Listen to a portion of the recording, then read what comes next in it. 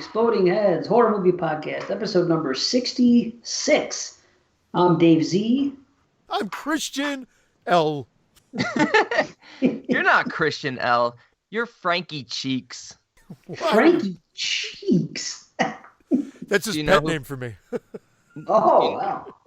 You guys don't know who Frankie Cheeks is? You're using my daughter to talk to him? No, Frankie Cheeks from Final Destination 3. He always brings it back. Motorhead. Oh, yeah. The minute I saw that guy, I'm like, that's Christian, Frankie Cheeks. And who's this nasally cute guy? I am Clear Rivers. I'm Stormy Rivers. I'm Stormy Daniels. AKA Brandon. There you go. See? Professional. Professional in, professional out. Professional. Well, we're trying. Tonight, Final Destination 1 through 5. Boom. All of them. Rock and roll. We're doing full reviews. They're going to be spoiler reviews. Check it out, y'all. Oh, yeah. Freddy vs. Jason. How about that? Patreon members know what we're talking about. But if you're not a Patreon member, you don't know what we're talking about. But we were going to try to do a little a little news show talking about horror news and releases whenever we wanted to do it. But drop it on Tuesdays. Brandon and I recorded one of them one night. Had a lot of fun for an hour and 20 minutes. And I fucked up. And as a result, the camera was just on Brandon. So we decided we don't want to put it out that way because he's sitting there listening while I'm talking. It just wouldn't have worked on YouTube. Oh, it was a great fuck up for listeners. So they got to stare at this pretty face. Yeah, but as usual, his head was like framed in the bottom left corner of the screen. What do you mean? I'm usually in the bottom right, I thought. He's always off center. He's always off center. That's all we get. Staring at his forehead. I'm off center. What's that? You're staring at your forehead the whole show. At least he's not, fucking white as a ghost, Well, he was after I was done with it. Yeah. That's the biggest compliment you could pay me. No, yeah. So, yeah, it's on the Patreon. We didn't want to put that out as our first one. It wouldn't be a good representation to the YouTube crowd. But we're slowly getting there. Hopefully by the time this comes out, another one of those has dropped and Freddy vs. Jason has taken off. We'll see. But as long as I'm mentioning Patreon, we do have a few new members on there. So hopefully, yeah, they got to enjoy, the Freddy vs. Jason fuck up. It was still fun. It was fun to watch and listen to, I think. And, we had fun doing it. So, Well, they also got the early access because the Return of the Living Dead episode dropped earlier this evening, and they would have gotten the notification that it was ready for them to listen to. Boom. Yeah, everything comes early. You know what I mean? Quicker than Brandon does. Bada-bing. That's pretty quick. I don't know if you want to make those claims. I'll tell you what. It's better to come quickly than to be the opposite. Absolutely. What the hell am I waiting for? Yeah. Right, yeah. You I want to be get done. I got stuff to do. Let me finish and go to bed. He's got podcasting to get to. Yeah. Could you imagine having sex and not completing? I mean, has that ever happened? It's happened to me. I'm not saying it's never happened, but I'm saying that sucks when that happens. That's all I'm saying. That's because you were high on coke. Well, I'm still having trouble imagining having sex. Indeed. Well, new patrons. Charlene is on there, all access. Thank you. Thanks, Charlene. We love Charlene. I do love you, honey. Man, she's great. She's awesome. Isn't she? She's very supportive. She loves us and we love her. And a new person by the name of James Dean. He is a... Is that his real name? He's a porn star. He's a porn star. James Dean. Well, he's on there, man. So it's either James Dean, the porn star, or the deceased actor. I'm going porn star. Yeah. Hey, yeah, I think... If that's the case, I want $1 for every inch. Not well, yeah. You can boost up. Yeah, maybe we get 12. You want $1 for every inch? I'll give you $5.47. 5.5, huh? You're still only slightly below average. Actually, I'm a little bigger than that, but average, believe it or not, because every guy, well, I 6. don't want to say every guy, average is not 6. I My looked it up ass. I looked it up recently. It's actually 5.2. What? Yeah. Can we get that out there more? I If any episode goes viral, I want it to be I this was one. shocked. The average erect penis size is actually like 5.2 inches. 5 point. That's me flaccid. Holy shit. Wow. Oh, this Oh, guy. here he goes. Here he goes. Hey, Look- God look only at this. gives you so much. You only have so many gifts. You got to flaunt them a little bit and be happy with them when you have them. I'm sorry. I'm not a braggart, but what little things I do have, I put out there, man. And I put in there. I mean, Well, I just want to put that out there so this way, when they realize that I'm like just over 6 inches, I could be like, I am way above average. I'm nice. borderline I had no huge. clue we were starting the show with this. I didn't plan on How it. did, how did this come up? I don't James know, but I Dean. got tons of tips and Oh, trips, James- but I don't know if we. James Dean, thank you for signing up on Patreon. Look what you, because of that, you got to be involved in the opening bit. See, that's what it is. You get on Patreon, who knows what can come out of it. We really digress there. I really don't know why we're talking about Yeah, penis. it's But- crazy. I I don't didn't know. even While get you're- into doing the whole shaved look, so just visually, it gives you a half-inch curve. half-inch curve. When you measured it, B, did you measure? Did you? No, shaving doesn't matter. Did you use a tape measure or a ruler? Ruler. You got to measure ruler. Okay, and you push down through the hairs, correct? You know what? That's actually the way they tell you to measure. Of course. God, I don't. But you don't want. I don't like to push all the way Who in. tells you? Who told you to measure that way? Porky's the movie. If you look it up on the internet, because they tell you to There's a push all the way proper down technique. to the pubic bone. They do That's tell what. you that. Hey, you never use a hard ruler. I use like the soft, like as if you're measuring for a shirt.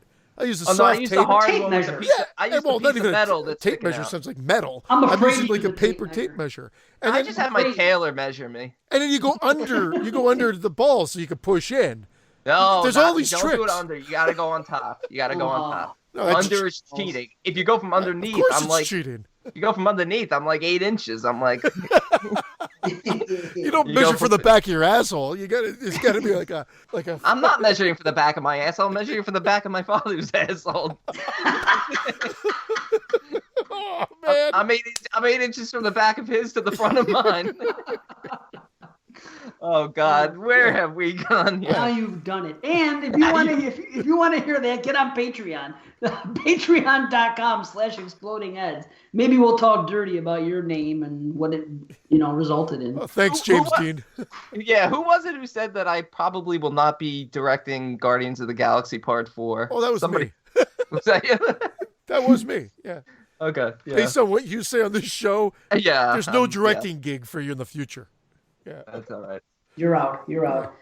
That's it. One quick thing I want to say. Oh, speaking of out, I have to do this because it was requested.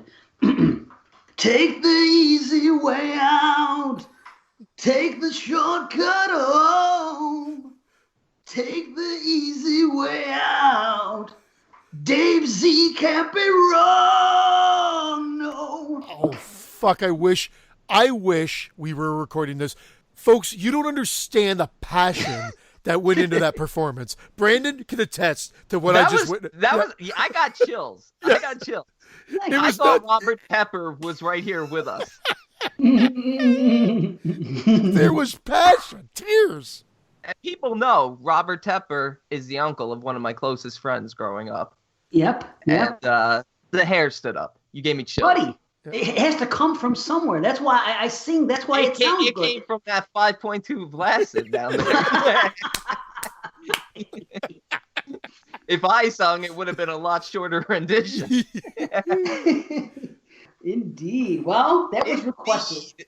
So I love the patented Dave Z. Indeed. Indeed. And I forgot who requested it, and I love you guys. And I was just talking to you yesterday, and everyone knows I got a shit fucking brain, so I forgot who it was. But it was fun talking about it. By the end of the show, it'll pop up. So yeah, Mr. Easy Way Out, that's me. And somebody wanted to hear me sing, so somebody asked me to sing. Damn it, I'm gonna do it. So We know. You were gonna do it anyway. I had a feeling. I haven't thought about that song in so long. It's a great song. let me pimp something. Everyone, not everyone, some people may know that since I got into my house, I've been collecting posters. And I said I was going to, and I get into my house, and I got my whole situation down here, room 237 as I like to call it. And, I'm doing the whole poster thing. So I'm being very discerning when it comes to shopping, as I always am. I research. I don't just blindly go on eBay and spend $20 on a poster. I search. I do this. I do that. I bob. I weave. I do the best I can do. So now... Hey, Neil and Bob's. And Neil and Bob's. I'm going to Neil and Bob right now, because I'll tell you what. This dude here, he has a website. It's called bananaroad.com. Oh, look at this guy. Just because Banana Laser finally came back after 25 years, everything's banana with this guy.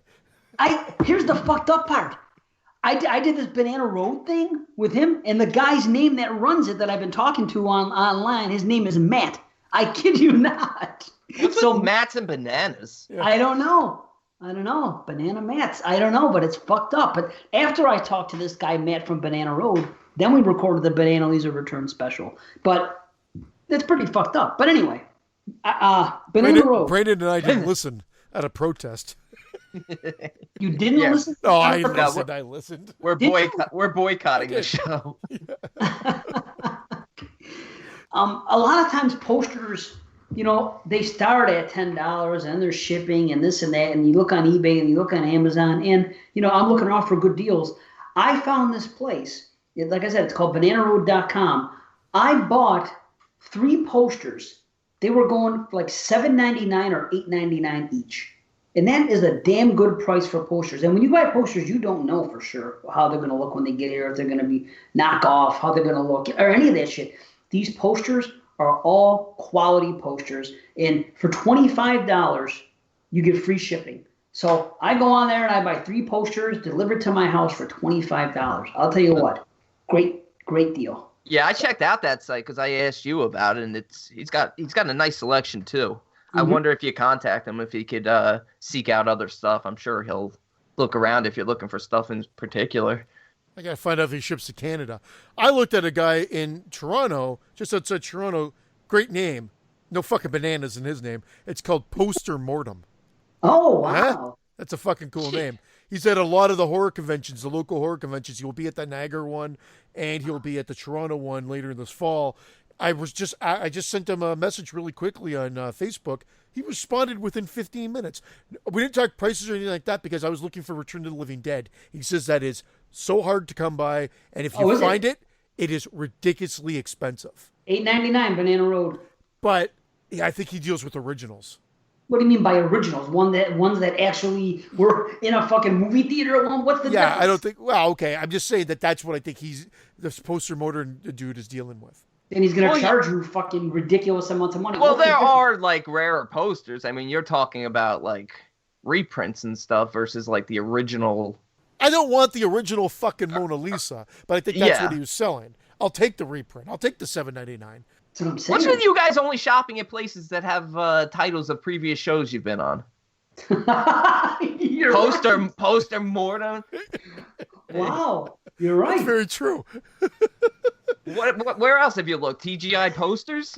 I went to Skeleton Posters the other day. Posters. So Brandon, where are you getting your posters from? ABC's of Hidden Posters. ABC's of Hidden Posters. These are great names. Title. Oh, it's not bad. 22 posters of Moods. That's what Does Moods have posters? Oh yeah, Moods. I love the setup you got going. Moods has got an awesome setup. He just did on his YouTube channel a quick man cave tour of his room, and it's stacked with posters and some Funkos. It's a really cool setup. I definitely recommend you guys checking that out. Nice. It's a short video too, like less than 10 minutes, I think. It's awesome. Oh, yeah, posters. Check them out, man. They're good posters. I was kind of, when I bought them, I was a little bit like, well, I don't know, for that price, we'll see. Because it's hard to do. I mean, it's not. You go online. Like I just ordered a Suspiria one, and it ended up being $17.95 for that for a 24 by 36, which is what I get.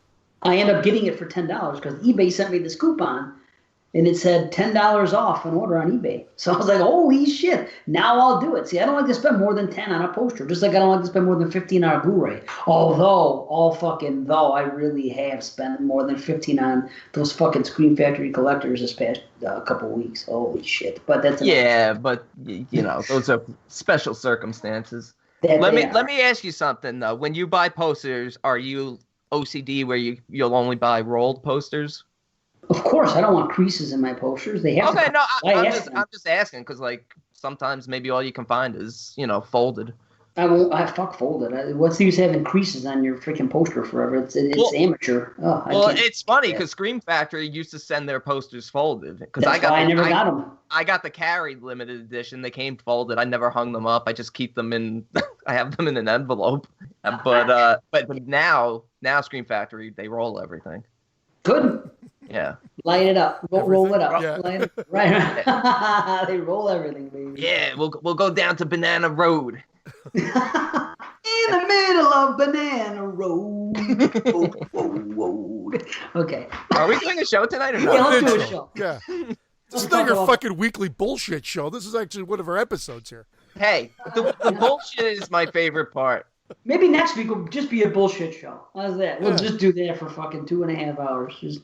Can I start? Can I just say my general feelings? You could do whatever you want, buddy. Final Destination is the Millennium's answer to Friday the 13th. This is the Friday the 13th of the Millennium. These movies are all fun. These movies are quick to watch, follows the same formula, and with the exception of maybe the last one, throws in a little bit of nudity here and there, with part 3 being, I think, the most gratuitous. Nice. Yeah, part 3 was great. When they're dancing in the freaking thing, in the tanning bed. Yeah. Oh, he's singing. Anyway, sorry. That was a segue for more singing. Whatever reason, we left this off the slasher show because I guess it was an unseen entity, and that's the reason we didn't include it. But this could easily be considered a slasher series. A lot of people do consider it a slasher, and I'll even say that I think it is a slasher. I still would never include it on the list for that purpose. It just doesn't feel right not having a physical entity. I agree. That's the only reason why. And as far as Friday the 13th, I will agree with that comparison, how it's formulaic and great kills, which is what you want. I'm also going to add a little bit to that. Final Destination is to Scream what Nightmare on Elm Street was to Friday the 13th. Think about it. Friday the 13th came out, 1980. The slasher boom went bananas. It was everyone did what they did. And then Nightmare came out and put a supernatural spin on it and did some shit. Same shit happened. 1996 Scream drops. We get a bunch of carbon copy ones, a lot of them shitty. And then in 2000, 4 years later, Final Destination comes out, puts a supernatural spin on it, and does that. Very similar. Oh, okay. But yeah, I like that. I like that comparison, minus the shitty Scream part, because I think all 4 are fairly solid. No. I didn't mean the Scream movies being shitty. I'm saying Urban Legend, Valentine, even though I like some of those ones. Oh, okay. Oh, okay. I Know What You Did Last Summer. All the other ones that were subpar, Scream ripoffs, if you will. That just like with when Friday the 13th came out, we saw a lot of Friday the 13th knockoffs. Same thing. Now, Nightmare on Elm Street came along and turned the slasher genre on its ass, subgenre. And then Final Destination came and it turned that, pardon me for saying it, but slasher subgenre on its ass again by doing this. That's all I'm saying. And this, I'll agree. This is a really fun franchise, and I'm glad we chose to do this. But I do think there's some missed opportunities with this franchise, because I think that it's a very smart franchise, and they don't really take advantage of some of the creativity that they have in here. Some do, some don't. And I think they do take the easy way out, but for the cheap thrills. They take the easy way out. I was going to say, but Dave, should they? I will tell you, not one of these movies fails. I couldn't believe my ratings for these films. Yeah, I really don't think any fail. I just think that some are much lazier than others, particularly when you get later on into them. But I have one that has a major flaw in it. I told you both while we were watching these over text that there's a major flaw in part 3, yet my rating doesn't reflect the fact that it has a major flaw. Well, Well- because it's fun and entertaining. Exactly. I think one fails miserably. Miserably. Let me guess. I'll tell you right now. All Well, four.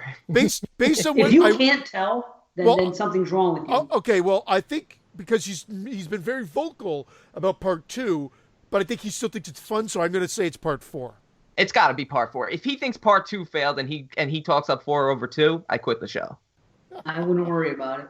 Yeah, I would. Exactly. Give me some credit. Come on. Yeah. So All yeah, right, I should think we, one should failed we get miserably. into it? Let's start with the first one? Or Yeah. you want to start with a different one? You ready to roll right in? Let's do it. Let's go for it. All right. Go. Final Destination from 2000, directed by James Wong. After a teenager has a terrifying vision of him and his friends dying in a plane crash, he prevents the accident only to have death hunt them down one by one. Boom. Okay, let's go to 2. So, All all right. ratings. Final Destination 2. Come on now. Flight 180. You guys know that this was supposed to be an episode of the X-Files? Yes. Yeah, pretty That's what crazy. it started of? This, Yeah. the script? Flight 180. It was originally written as an X-Files episode. Wow. Yeah. Isn't that something? You know, and it's all based on an actual flight that crashed going to Paris. And there was a group of high school students on vacation. I mean, it's all true, which is even crazier to me.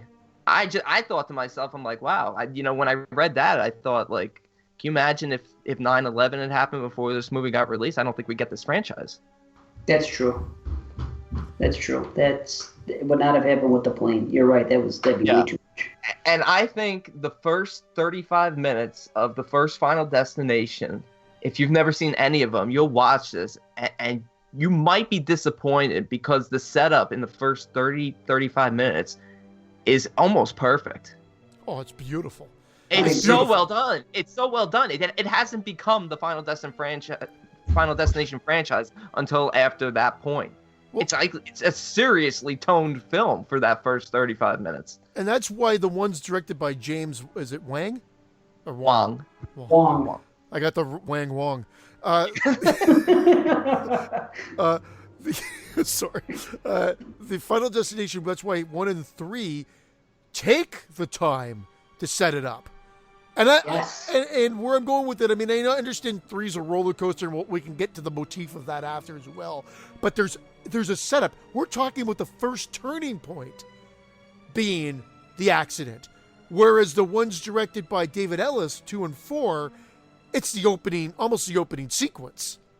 Yeah. True. Sort of. It's a totally different sort of spin, and the build-up is what makes it. And you're right. It's great, and it's great because the characters are likable. You relate to these people. They make even the Dick character. You kind of can understand why he's being a little bit of a dick. Like everybody works well as the ensemble cast, I guess, is where I'm going with it. I'm not saying that this is a super intelligent script. They could have focused more on the intelligent parts, Brandon.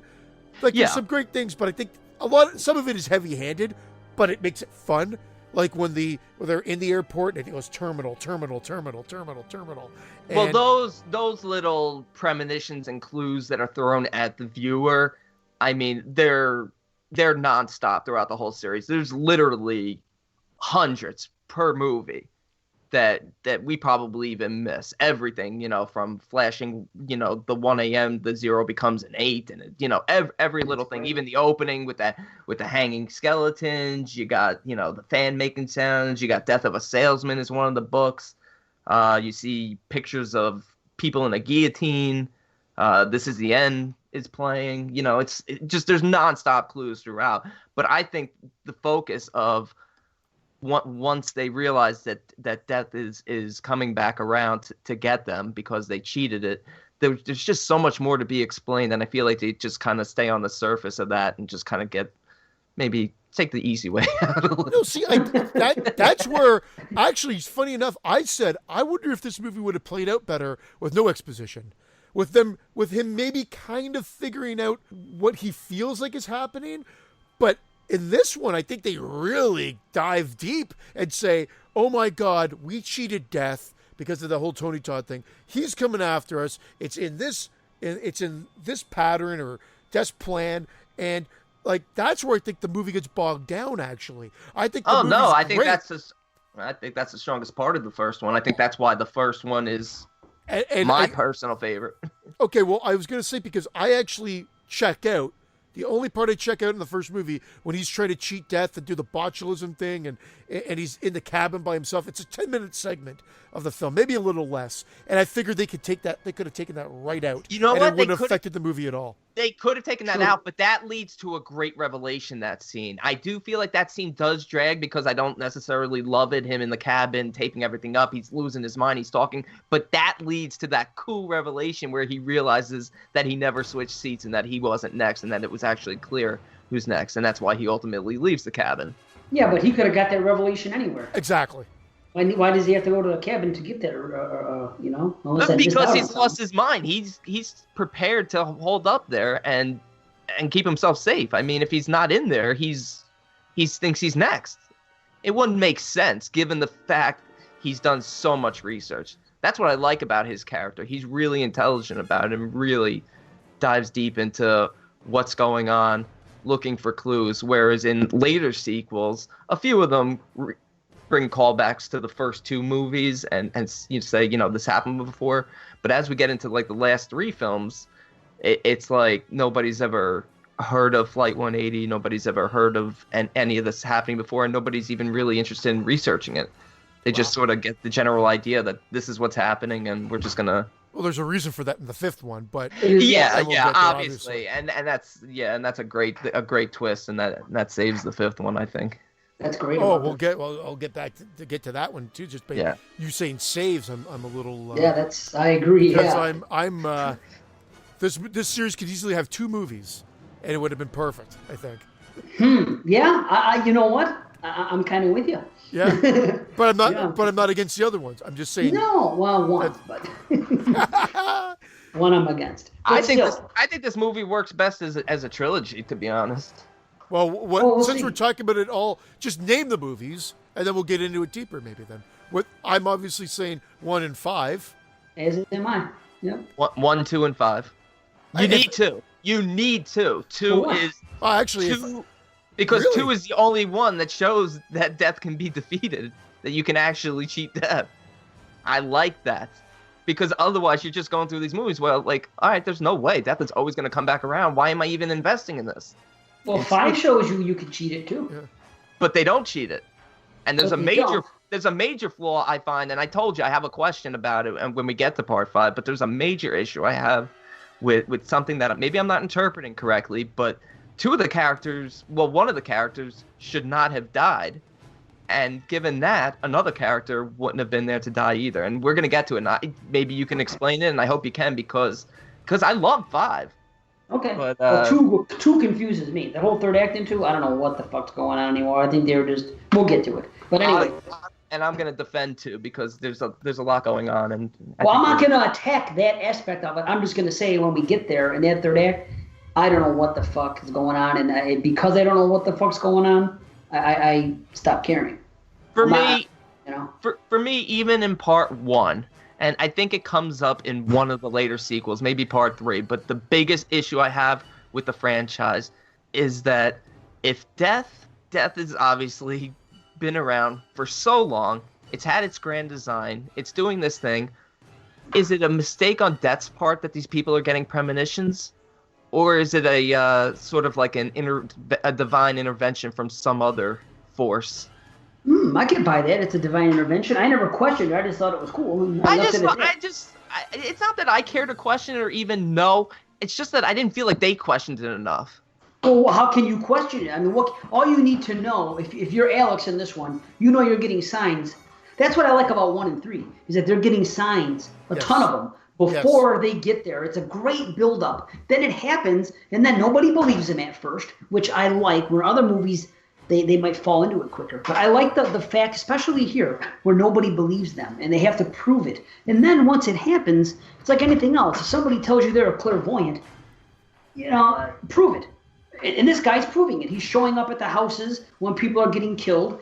He's always there. He says things happen. Then he says, I can't tell you why. And they even say, well, what are you? Is it a vision? Is it this and that? He goes, I don't know. He goes, all I know is that I got the vision, that it was going to happen, and it happened. I can't tell you what your lottery numbers are going to be. I can't tell you this and this. All I know is that it happened, and that's all I need to know, because now my theory, after the kill start, my theory is, in fact, coming true. So you're either on board and you can believe me, or if you're not, you're probably going to die. Yeah, I just don't understand. Wait, these premonitions, they need to explore that more if they ever pick up this franchise again.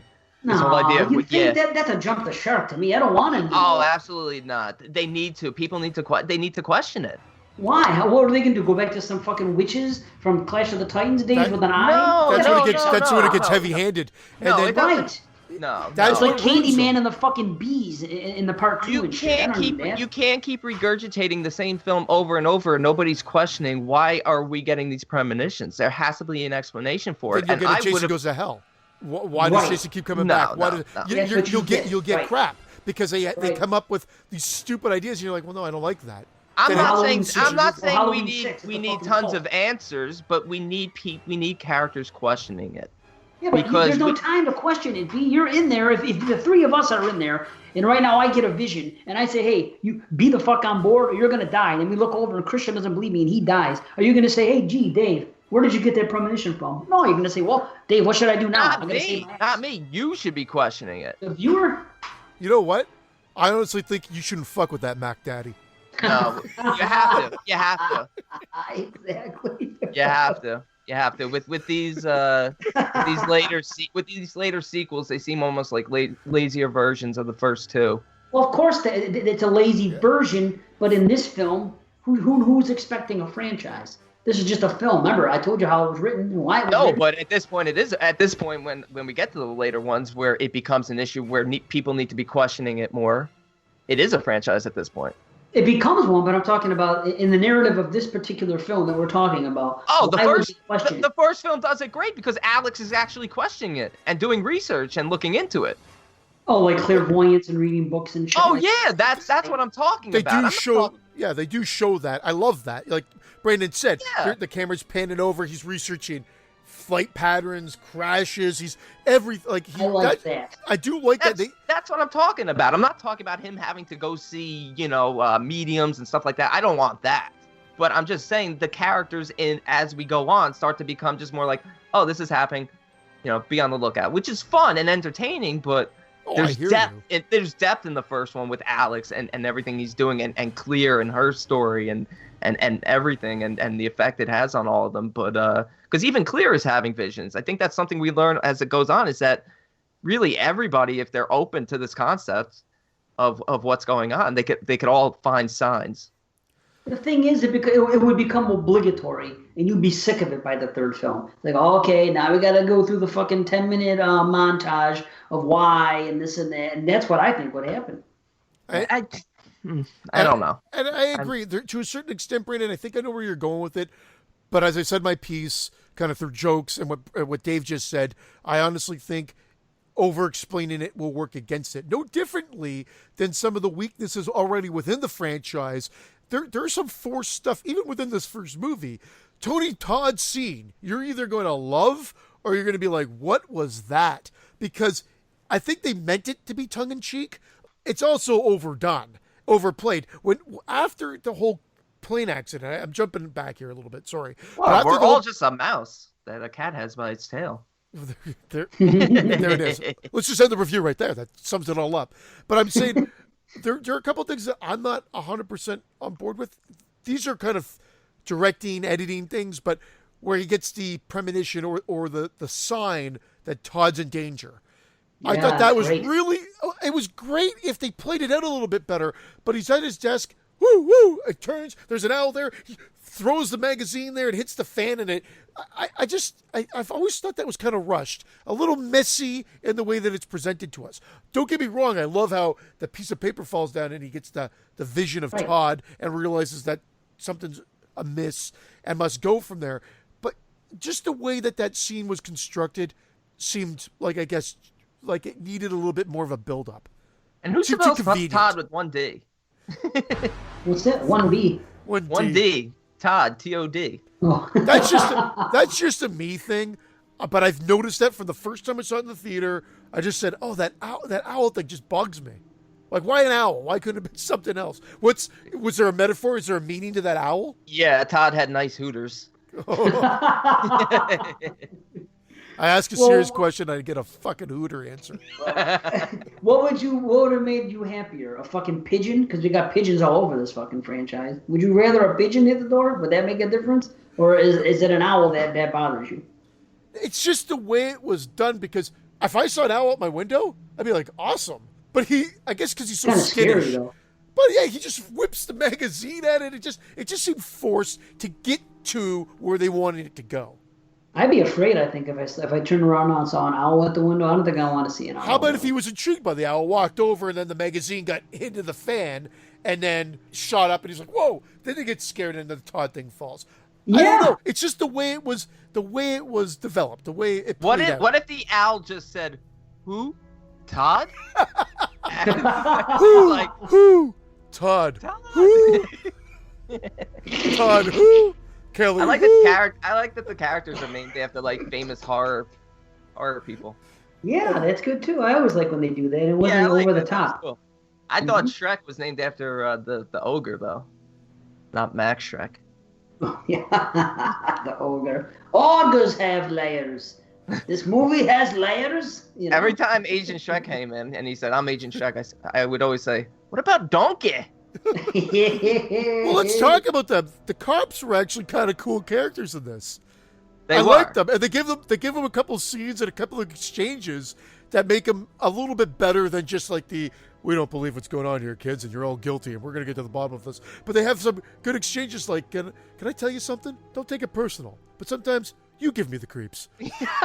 Oh yeah. That's a great scene. It's a great exchange of dialogue there, it's interesting because the kills are played out in a way where Death is fucking with them. Death is making it look like suicide, and it's making it look like it could potentially be foul play on the part of the plane crash. So it's really a cool setup in part one, because even though we're seeing it unfold and we know it's Death's design, you could almost still even think maybe it's not. Maybe it is Alex. There's still that like slim doubt in your mind. And the reason I compare it to Friday the 13th is the deaths are fun. Right. Some of them really quick and outdone, and some of them, even the ones that go on long, like Todd's, which is a little bit disturbing, but they put cool little nuances in, like his eyes going bloodshot. Oh, yes. Yeah, his is a brutal death. His is a real brutal death. And even the teacher with it's over the top. It's over the top, but it's fun. Knife coming down. Yeah, it's fun, and then they went up with the explosion and everything else. But yeah, I mean, the first half of this movie is solid. The second half of this movie is good. I think that's where I struggle with how it plays out, and I think it's because they are trying to explain a little bit more. And how do I word this? Because if they don't put it in there, it's the opposite. Oh my god, that's so weird you said that. I feel like it starts to not. I'm not shitting on this movie. I love this movie, but I feel like where maybe the point where you're saying you feel like it might go a bit off kilter is right after Todd's death. It's right when Clear is all of a sudden outside the house, and we're like, why is Clear here? Then we get that simple explanation. Well, Alex, I know you are having these premonitions, but I feel what you feel. And I'm like, that's lazy. That's lazy and goofy. But right. Then I'm on board because I like the characters. Then they go see what's his name? Bloodworth? Candyman Bloodworth. Yeah. And then from there it kind of just picks up pace. And that I like that. But that's where I feel like the missed opportunity was in terms of keeping it a little bit more serious tone like the first half. Well, I'll tell you. Sorry, B. No, I was gonna say, but who knows? I'm just saying. To me, it wasn't a tale of two halves at all. I'm engaged from first frame to final. So it's weird. Final Destination. Indeed. And that fucking plane is amazing. It's probably the scariest of them all. The scariest beginning, going on the plane and seeing the way it goes down. It resonates with me personally because three things fuck me up. Some more than others. But as far as like personal fears, the drowning thing, which I've alluded to before, That's a fucking thing. The plane thing is something I'm fucking afraid of, especially flying over water. Then I got the double fucking danger. And the other one is driving over bridges because if I fall off, I might drown. So how'd you even make it through this series? tell me this is why what happens in 1 and what happens in 5 are the scariest two things. What if that roller coaster was over water? That would have been freaky. Or if there was a rocking horse on the roller coaster. That fucking rocking horse. I'm not saying I'm not engaged, and I will agree that fucking scene. This is a testament to a movie made in 2000. The reality is that the plane crash still looks good today. It's terrifying. It does. It looks It's great. fucking great and it's terrifying. Everything about it. Even when it blows up in the sky and you're inside and you see the window shatter, that fucking gives me the chills. It's fucking... The only thing is, it's kind of funny how quick they take off after that. That would never happen. After they get... You know how long it takes for a fucking plane to take off? Fucking forever. You know, but something, anyway, I noticed that happens in a couple of the kills. Like after the premonition, it kind of like... It seems like it happens very quickly. I noticed that in part 5 with the suspension bridge. Like, it was very long in the premonition. Then the minute he snaps out of it, the bridge falls in like 2 seconds. But we that's understand fine. why. We don't want to see that same scenes again. Yeah, they'll be standing there for 10 minutes. Just Right. like, when's it going to happen? Right. But, Sorry, and I was just saying because of the shift. The Claire thing I can understand. That's movie laziness, and I can forgive it. And some people might be, well, no, you should have a problem with that, but I don't. The Tony Todd scene, I'm going to tell you, in this movie, if this was a single movie, I would have a problem with the Tony Todd scene. Even though I laugh at you, and you don't even want to fuck with that Mac Daddy, because that is exposition wedged in, and I think the movie would have been better without it. However, I like it more because of Tony Todd's further appearances throughout the series, and I think that's what makes this better. Personally. It's so weird that you're saying that. I like it less because of his further appearances. What? And I think the exact opposite, because here's how I would have played it off. If this was just one and done, I would have played it off that Tony Todd might not have even existed and he might have just been a representation of death. Ooh. Whereas it's clearly explained by the directors and the writers throughout the series that he's not. He is a mortician and then the coroner and in later parts. But why is he so damn creepy and so weird to talk to? Like, especially, I mean, it just doesn't fit me that well. Yeah, it's very socially awkward. No, but it fits. You want him to be there. That's fucking Tony Todd. He can deliver those lines that way. And in this movie here, I think it's done perfectly. I think it is absolutely, his part in this film makes perfect sense. I think when you get to part 2, and it's funny because my wife saw that scene. She watched the entire part 1 with me. I watched this whole series with my daughter, except part 4, who I said don't bother, and I watched it on 1.5 speed. But I watched the whole thing with my daughter, and I watched parts 1 and 5 with my wife and my daughter. So I watched 1 with them all, and then part 2, my wife was in and out of the room, and she happened to see the Tony Todd scene. And at the end of the Tony Todd scene, he gives this look, this goofy look, and he goes, "Oh, well, that was lame." And she saw part 1 and she loved it. And I said, you know what? I think, and I don't know why I felt like defending it, but I said, I think that's because it's supposed to be tongue in cheek and he's breaking the fourth wall when he's doing that in part 2.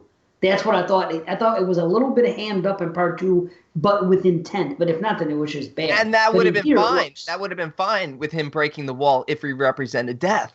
That would have been cool, because then it's like it's death. It affects everyone inside the film and outside watching it. It would have been like, it really would have been very deep then. But he's just a mortician, so him breaking the fourth wall would have been like Alex, starting to talk to the audience. But, like Woody Allen or something. But it makes sense in this film. I like his performance. Oh yeah, no, I like it too. I mean, I'm just nitpicking and breaking it down because that's what we do. As am I. Yeah. But if I had to go back, if I took it back with that first time I saw it in the theater, I'm like, not sure if I like that scene. And every time I've watched it since, it's always been the same. I enjoyed it the most this time. He does play it perfectly. But admittedly, I did question him, like, what if that didn't exist? What if Tony Todd was not even in the series whatsoever? And what if Alex had to figure this out a little bit more on his own? He's researching and whatever. There's not so much exposition. What if that whole scene in the cabin with him trying to cheat death was, or face death or try to fight it was taken out? What if? and I think the movie could have worked better. I think it's some of this forced nature of the second half that pulls me out a little bit. Not a lot, just a little bit. Yeah. Why do you think off the top of my rating? Why did Billy get off the plane?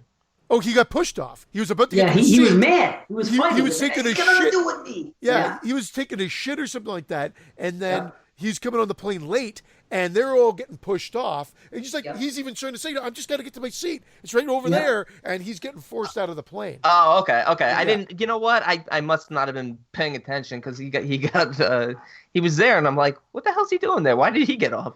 Yeah, wrong place, wrong time. How didn't you not see? He kept complaining. He said, "I wasn't even with them." And he was fucking pissed off. But the funny was his comic relief, which didn't come till shortly before he died, was great. And he was like, when he was learning what was going on, he's like, "Man, I hated French class." He said he didn't even want to go on the fucking trip or take the class. Hey, you know what else? I should have felt up Tammy that one time. He said. You know what else he said? He said, "Dude." Where's my car? He did. He said it. He said, "Dude." Right after Alex has the vision of the burning leaves and runs, he says something. He says, "Dude."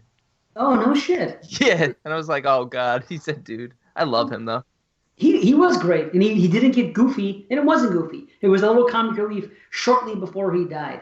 But I thought it was great. I really enjoyed the cast of this film. I am into the performances of everybody and their characters. And I do not have any problems. Even the guy who was a little bit of a dick, I can understand a little bit, But I really have very, very few problems except nitpicking. But everything they set up was great, and the kills are set up perfectly. It's all happy or unhappy accidents, if you will. They're set up right. Everything works in this film to me. I really don't have any take any the issues.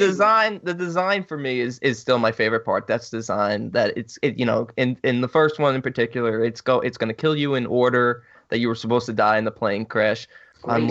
Unless you intervene and save someone, then it'll skip that person and go to the next person. So that's why I said earlier that I like the scene of him holding up in Clear's father's cabin, just sort of waiting because he thinks he's next, so he's protecting himself, and then he has that epiphany that it's actually Claire who's next, and then that whole scene where he saves her. So it skips her, and then it goes to Alex, and then ultimately where it goes at the end, and they think it's over at that point. And that's another little nitpick I have. It goes through one cycle, and then it takes a couple of months off. Death. It's a nitpick, but it's for the movie. If it didn't, I know. Cool. It's in pretty much every single. It's in every movie, so it's not bad. It doesn't hurt. It's just a little nitpick that people might be like, well, if that's coming for you, if it's picking right up literally after you've cheated it, why is it taking a break after one round? Is it like, oh, okay, I got to go back to my corner? I'll tell you why. Because it's smart. Because death is smart, and it wants you to fucking think that you did beat it until you get that moment of realization, and then he's like, "Yep, you got it. Here I come. Boom. Fuck you." You know something? That? I love that. See? I love that. That's perfect. Why can't death be conniving like that? I like that. Dude. I like that. I'm on board with that. And here's a nitpick. Why the fuck didn't Alex say when he saw that reflection of that fucking bus in that scene? If I saw a reflection like that and I turned around the bus with her, I'd say, "What the fuck? Did you see that? I just saw a reflection. What the hell's the matter?" That's my own. Again, it is a minuscule nitpick because that's what we're doing while we review. That's what we do. I love the film. That struck me this time. And I can't believe neither of you guys mentioned this, but I shouldn't say that because I never noticed it before. And this time I noticed it for the very first time, and Frankie sitting next to me noticed it. When they go and visit Tony Todd and he pulls the body out and it's their friends, she blinks. Opens his eye for half a second. There's a blinky. I didn't even know. It's a and here's the funny part. I noticed the blinking. I've seen this movie 10 times. I noticed that blinking for the first time ever, and Frankie noticed it, and it was her first time. And I still haven't noticed it. Yeah. She brought it up. She goes, "You see that blink?" I said, "Yeah." I said, "I thought I saw it, but I never noticed it before, so I thought maybe I was imagining things." And she pointed it out to me. Wow. So, but Frankie notices everything. She would be a fucking hell of a podcaster. Nothing gets by her when it comes to logic and shit like that. Or a hell of a detective. Dude, I'm telling you, she's fucking... A hell of an ancient Shrek. I know. There's more money in detective than I think in podcast. Yeah, we're living proof. Yeah. No, the the bus thing didn't bother me simply because at this point only Todd's died and they're playing that off like an accident.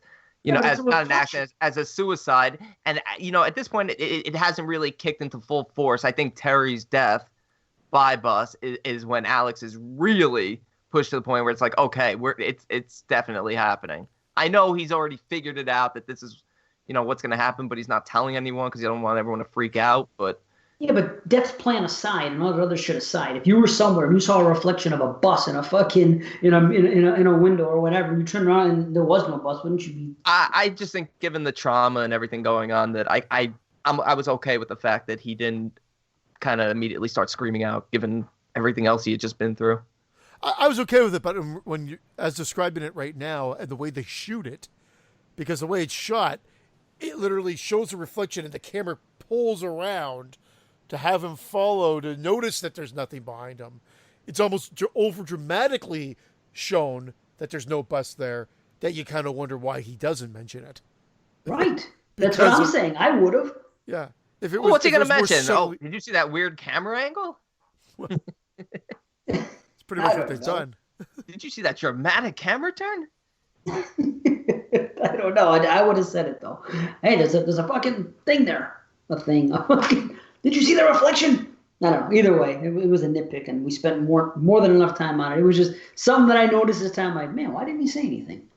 I always say that in movies. Why don't you say anything? You know what I mean? Because in so many films, I'm like, fucking communicate. But a very small nitpick. Whatever. It's a great film. I love it, and I honestly don't think that overall in our community that it gets the respect it deserves. I really don't.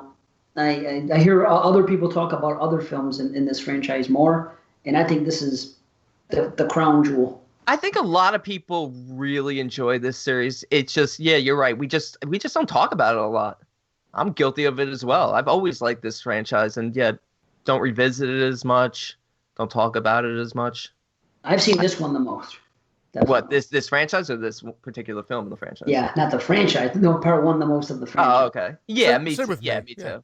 1 and 2 are the ones I've seen the most. Yeah, pretty solid. So I don't know. How about the ending though? Because the ending, they have a callback to the bus scene. Because Clear now sees the bus. Only the bus is really there.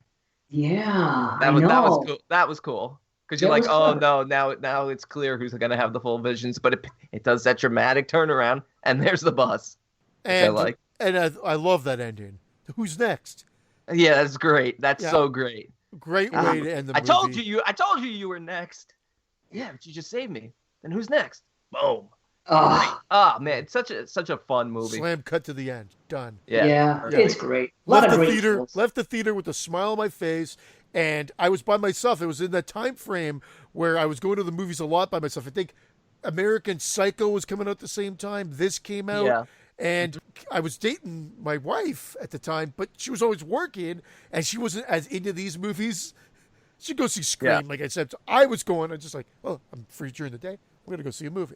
Done. And I like the use of John Denver. Yeah. Yes. We didn't talk about that, but that was great. But have you ever used the expression torque a wicked cable? Is that jerking off? No, that was when they were taking a shit. Yeah.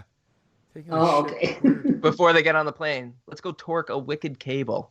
Wow, that's fucking weird. That really dated this movie. That almost dropped us down a deuce or so. Because he dropped a deuce. Yeah, that's what I said. That was good.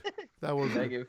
I'll sum it up. Great characters, in the sense of likable characters, smart story, great deaths, fun ride. 8 out of 10 for me. All right, I'm 8.5 out of 10. I love it. Yeah, I agree with everything you just said, Christian. Great characters. It's weird because I don't want to say it's like super character development, but yet you get a sense of who these characters are and you're on board and you like them. And that's the strength of this particular set of characters. And you know what? I was hovering right between where you guys are. I'm going to come in 8.25. Right on. Nice. Yeah. Good stuff. All right, well, we're all in the same ballpark for the first movie. Will it continue? We'll find out. So let's get on to part 2. You ready for 2? Ready to drop that deuce? All All right. It is time for Final Destination 2, directed by David R. Ellis. When Kimberly has a violent premonition of a highway pileup, she blocks the freeway, keeping a few others meant to die safe. Or are they? The survivors mysteriously start dying, and it's up to Kimberly to stop it before she's next. I love AJ Cook. She went on to, I mean, she's still on Criminal Minds. She's been one of the stars of Criminal Minds since the very beginning of the show, but I love her. I didn't even realize it was her, until like a few years back when I rewatched this film. Like, oh my God. My opening thoughts to this is bye-bye scares. It's fun. It's gorier than the first movie, but it's not remotely scary. The thrills now are the deaths. Like that car accident, first time I saw it, my mouth dropped. I was like, oh my God, Right. that's amazing. Awesome. And does it hold up? Not really. I actually thought it looked a little chintzy this time, but I will say the kills are great throughout. Wow. Yeah. The kills are definitely great, but I think this is my favorite setup in a premonition. But I like the fact, and I don't think it's a carbon copy because I think they step it up and they put a little twist on Death's design here. I thought that twist on Death's design was actually pretty cool. That's where I go the other way. And I'll steal a line from Dave when he described Nightmare on Elm Street 4. I said, everything in this movie feels like it's been amped up to 11. Mm-hmm. I just feel like it's been, that's what you wanted in part 1. Oh, we're going to give you that. Bah, boom, bing. And then why backwards? Because Death's closing the rift. It's a very simple concept. It's gotten out of hand. I love the fact that they make the characters in part 2 connected to part 1, and that the fact that they were all supposed to die long before the highway.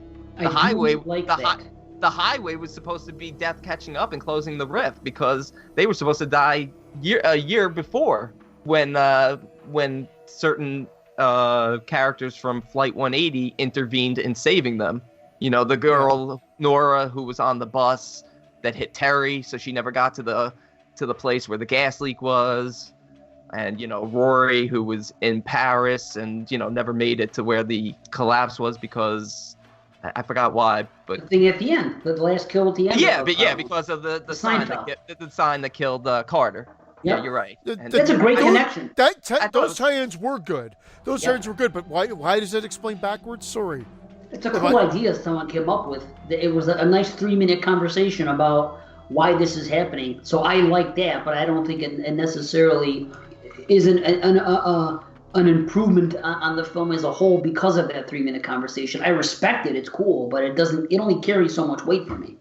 Look, technically they don't have to go backwards, but it's a cooler concept to say, okay, to explain it in a way that Death is going to close the rift. It's going to work backwards, go from the last victim, and it picks up immediately because immediately after she snaps out of her premonition, because she was the last to die in the premonition, you'd think she would be the last to go.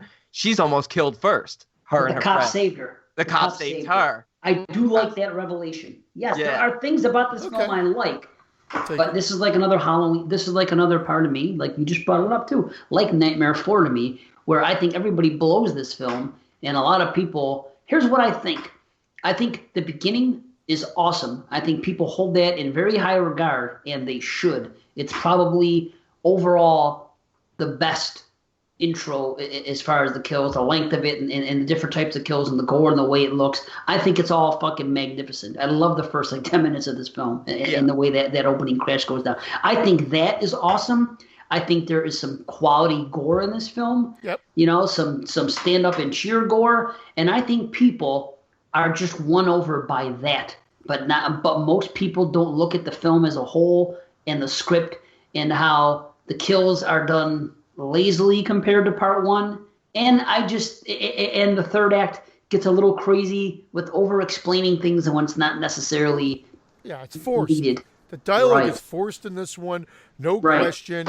I actually said you take away the car accident and the gore, it actually feels like a TV movie. Some of the dramatic scenes, I'm like, oh my God, I feel like I'm watching After School Special, and then they even do dissolves that reinforce that thought.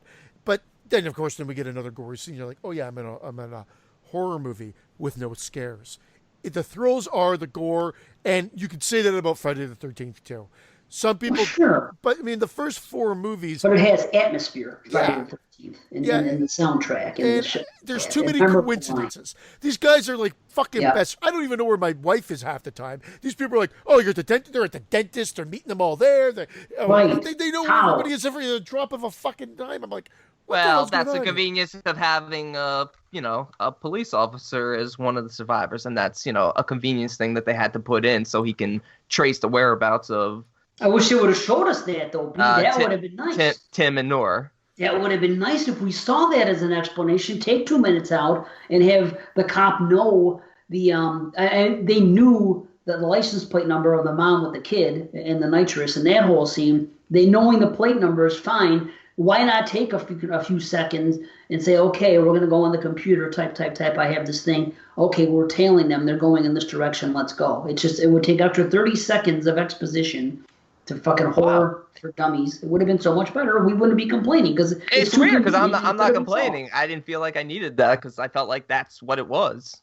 But that's interesting.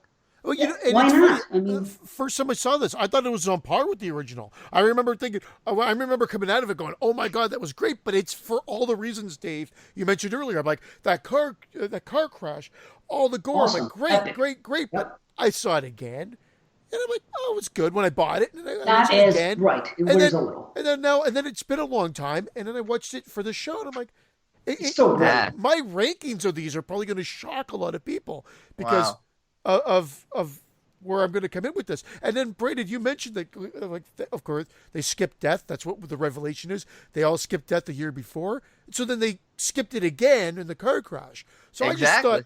I just thought maybe it takes the Homer Simpson philosophy of 2 wrongs make a right. Aren't they cleared at this point? No, death.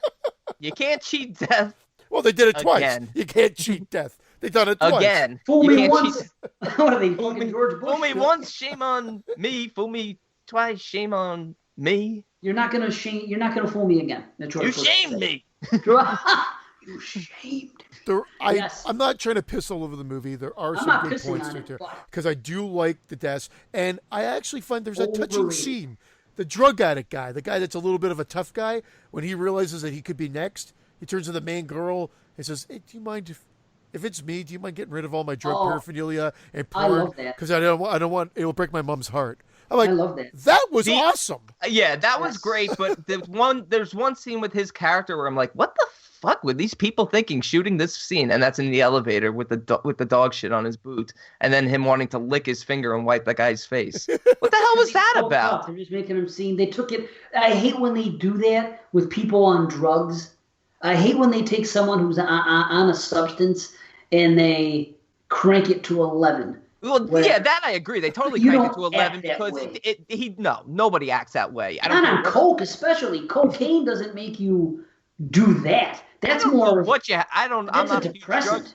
I don't know what he had to be on to be acting that way, but it felt very out of place. Just the same thing with the guy with the hooks, the guy with the prosthetic hands, sniffing Nora's hair and stuff. I'm like, yeah, you didn't really need that. It was unnecessary. And then the thing is, there's lazy script writing here. And even in the first, okay, I saw this one first. This movie, when the first one came out, it was when I was out of horror. Like I took some time off. I think from like 98 to 02. I think that was when He broke up with horror for a bit. yeah, I was done, dude. Scream came out and I enjoyed it, and it was refreshing. Like I left it in the early '90s for a couple years, because horror was just bad at that time. I left, and then I came back when Scream came, and then I got into that and I watched some others and I paid closer attention. Then when the Scream clones came and the sequels, and I was done with it and it had run its course, I was out. So when I saw this movie advertised, it had that floating heads poster look again. It looked like everything else. I didn't even give it a second thought. I started dating this girl, and as I was dating her, part 2 came out on DVD. She goes, "Let's run Final Destination 2." I said, "You like that movie?" I think it was shit, like both of them, because I lumped it in with the Screams, the other ones, the knockoffs and sequels that I wasn't into. And he's like, "Oh yeah, you didn't see the first one?" I said, "Oh, it's a great story." So then I watched part 2, and then I watched 1. And at first I liked part 2 more. Then that same person told me I have a problem with 2 because they'd seen 1 so many times. The way they set up the kills in 1 compared to the way they set up the kills in 2, doesn't work. And I'm like, what do you mean? And she explained it to me. And at first I didn't get it. And then after she turned me onto it, then I watched it, and then I started telling people about it. And I've been talking about it a couple of years, and that's why I told you guys watch it back to back. Part 1, it's all happy accidents. Part 2, the supernatural element does things which didn't happen in the first. But no, it did happen in the script first. Writing. It did happen in the first. We just don't see it. In this one, they felt like they're going to show it because they're going to make Death a much more like evil, sinister presence. But it definitely happened in part 1. It happened with Todd. It definitely happened with. How did it happen with Todd? It happened with Todd because the water seeps out. He trips, hangs himself, and then the water retreats. Plus, he sees that shadow. That's death. That's fine. Listen, you're missing the point. It did not affect the kill itself. The kill itself is happy accidents. How did it affect the kill in part 2? What do you mean, how did it affect the kill in part 2? Which one are you talking about? The first kill we get with the kid that won the lotto when he's at his place and he's fucking running around. Those two windows close like Amityville Horror at the same time a supernatural force does it. In the first movie, the supernatural force did not affect the kill. The kills were happy accidents. It was smart writing. It was brilliant. In this one, they just said, let's do this, this, and this. And the motif is good, gory deaths and accidents. But they never stopped to think. Look at the script of part 1 and how these kills are set up the right way. There was nothing done. You know what? I got to disagree because I think that one of the things the movie does well is it takes these elements of life, the earth, fire, water, and the wind. And those are really huge, important elements that play in the setup of death. Yeah, it's always involving one of those 4 things. I always feel like the birds and stuff represent the earth and water and then fire and wind. And, maybe we didn't see the wind, but I had no issue with the windows shutting because if he wasn't able to break the window, then I would agree with you. But he immediately broke the window and got out anyway. I felt like the kill was a little silly before that. It was very much like Miss Luton's kill in the first one. But it made sense. It can all be explained as happy accidents that aren't probable, but they can happen. They show the setup. This thing spills, causing this and this and this. That happens. When you're showing a cup moving, sliding down a table on its own, like you get in this movie, that is a hell of a lot different than a paper cup and wind knocking it over. That's what I'm saying. The supernatural element is what causes the things in this film. Like those 2 doors slamming, those 2 windows, pardon me, they were completely opened all the way, 2 windows, and they both slammed them down simultaneously. Boom! It wasn't but you know what I'm saying is that the wind is not a natural element in part 1. The wind is a supernatural element in part 1. So you're just talking more about the execution rather than what it is. I mean, we're just seeing it executed poorly. This is it. The wind in part 1 only works on Todd. In part 1, the only time supernatural gets involved in anything involving death that actually kills somebody is Todd being warned. And that makes sense. Pardon me, not Todd. Alex being warned. Same thing with part 3.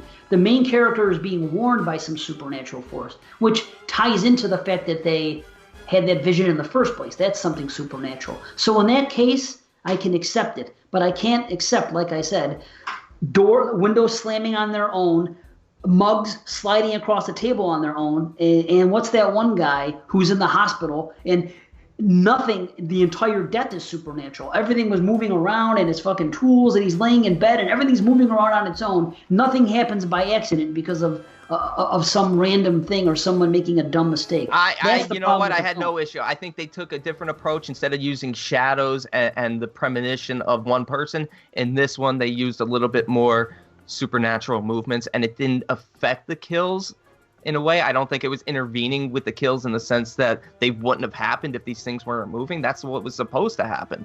I mean, in part, it may be so, but I don't know. I was on board with it. In part 1, to me, it was the same thing with like Carter.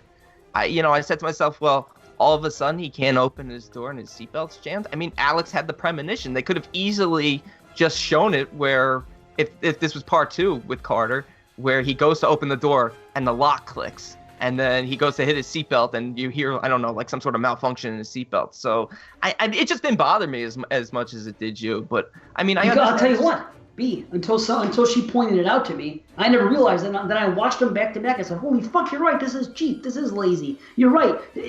I didn't know. Somebody told me about it, and I saw it. I'm like, oh my God, you're right. This is fucked up. Why would they do it that way? Why wouldn't they do it as clever as the first? You know what I mean? I don't view it as lazy. I just view it as a different approach that may not have worked for you, but for me, I was fine with it. You don't think it's lazy? Look at it this way. In part one, it was done brilliantly, because everything could be explained without the supernatural force causing the death. And in this one, how do you not see that as lazy? Saying, okay, well, instead of having this happen here to cause this, let's just have this thing move on its own. It's just, you know what I mean? It's like when you're it's taking a more ghostly approach with the setups. I get it. You don't like that, but to me, I was on board in part one that it's all supernatural setting it up anyway. It's the complaint that people always get about going against the rules in the sequel. You always hear people say that, well, that doesn't make sense. They set it up this way. Why would you shit all over that in part two? You know what I mean? Like Nightmare 2. You know, we talked about it. Instead of going to sleep and then dreaming Freddy and have him killed, they went this way, and for that reason, people don't like it. It's the same thing, but nobody seems to notice that little aspect that I just mentioned, and I think conveniently, and a lot of times you're not going to remember. Because, like I said, it had to be pointed out to me, and I said, you got to watch them back to back, and you'll see why I think it's lazy writing. Just like in the beginning, and that's just part of it. How come in the beginning that guy's watching the news, or that girl, and this guy on TV is talking all about death design, death plan? How the fuck would he know anything about it? It's 1 year later. He's a conspiracy theorist. It's 1 year later after they're celebrating the anniversary of Flight 180. Yeah, but if it was Alex or someone that was in on it, it wouldn't make sense. You think some random asshole is just going to pull that fucking theory out of his ass? Oh, yeah, because they didn't go on a plane. That's plane. It's always random. It's always random assholes pulling theories out of their ass. And it's exposition. Whether lazy or not, they're trying to drive that in fast. Like I said, this movie sets up the whole thing that the first movie took a half an hour to do within the first 15 minutes to be the opener. Almost, and then it just keeps going. Well, I think they're just driving the information, and that they're trying to make it the most logical way they can present this, with it being the anniversary and a conspiracy theorist regurgitating.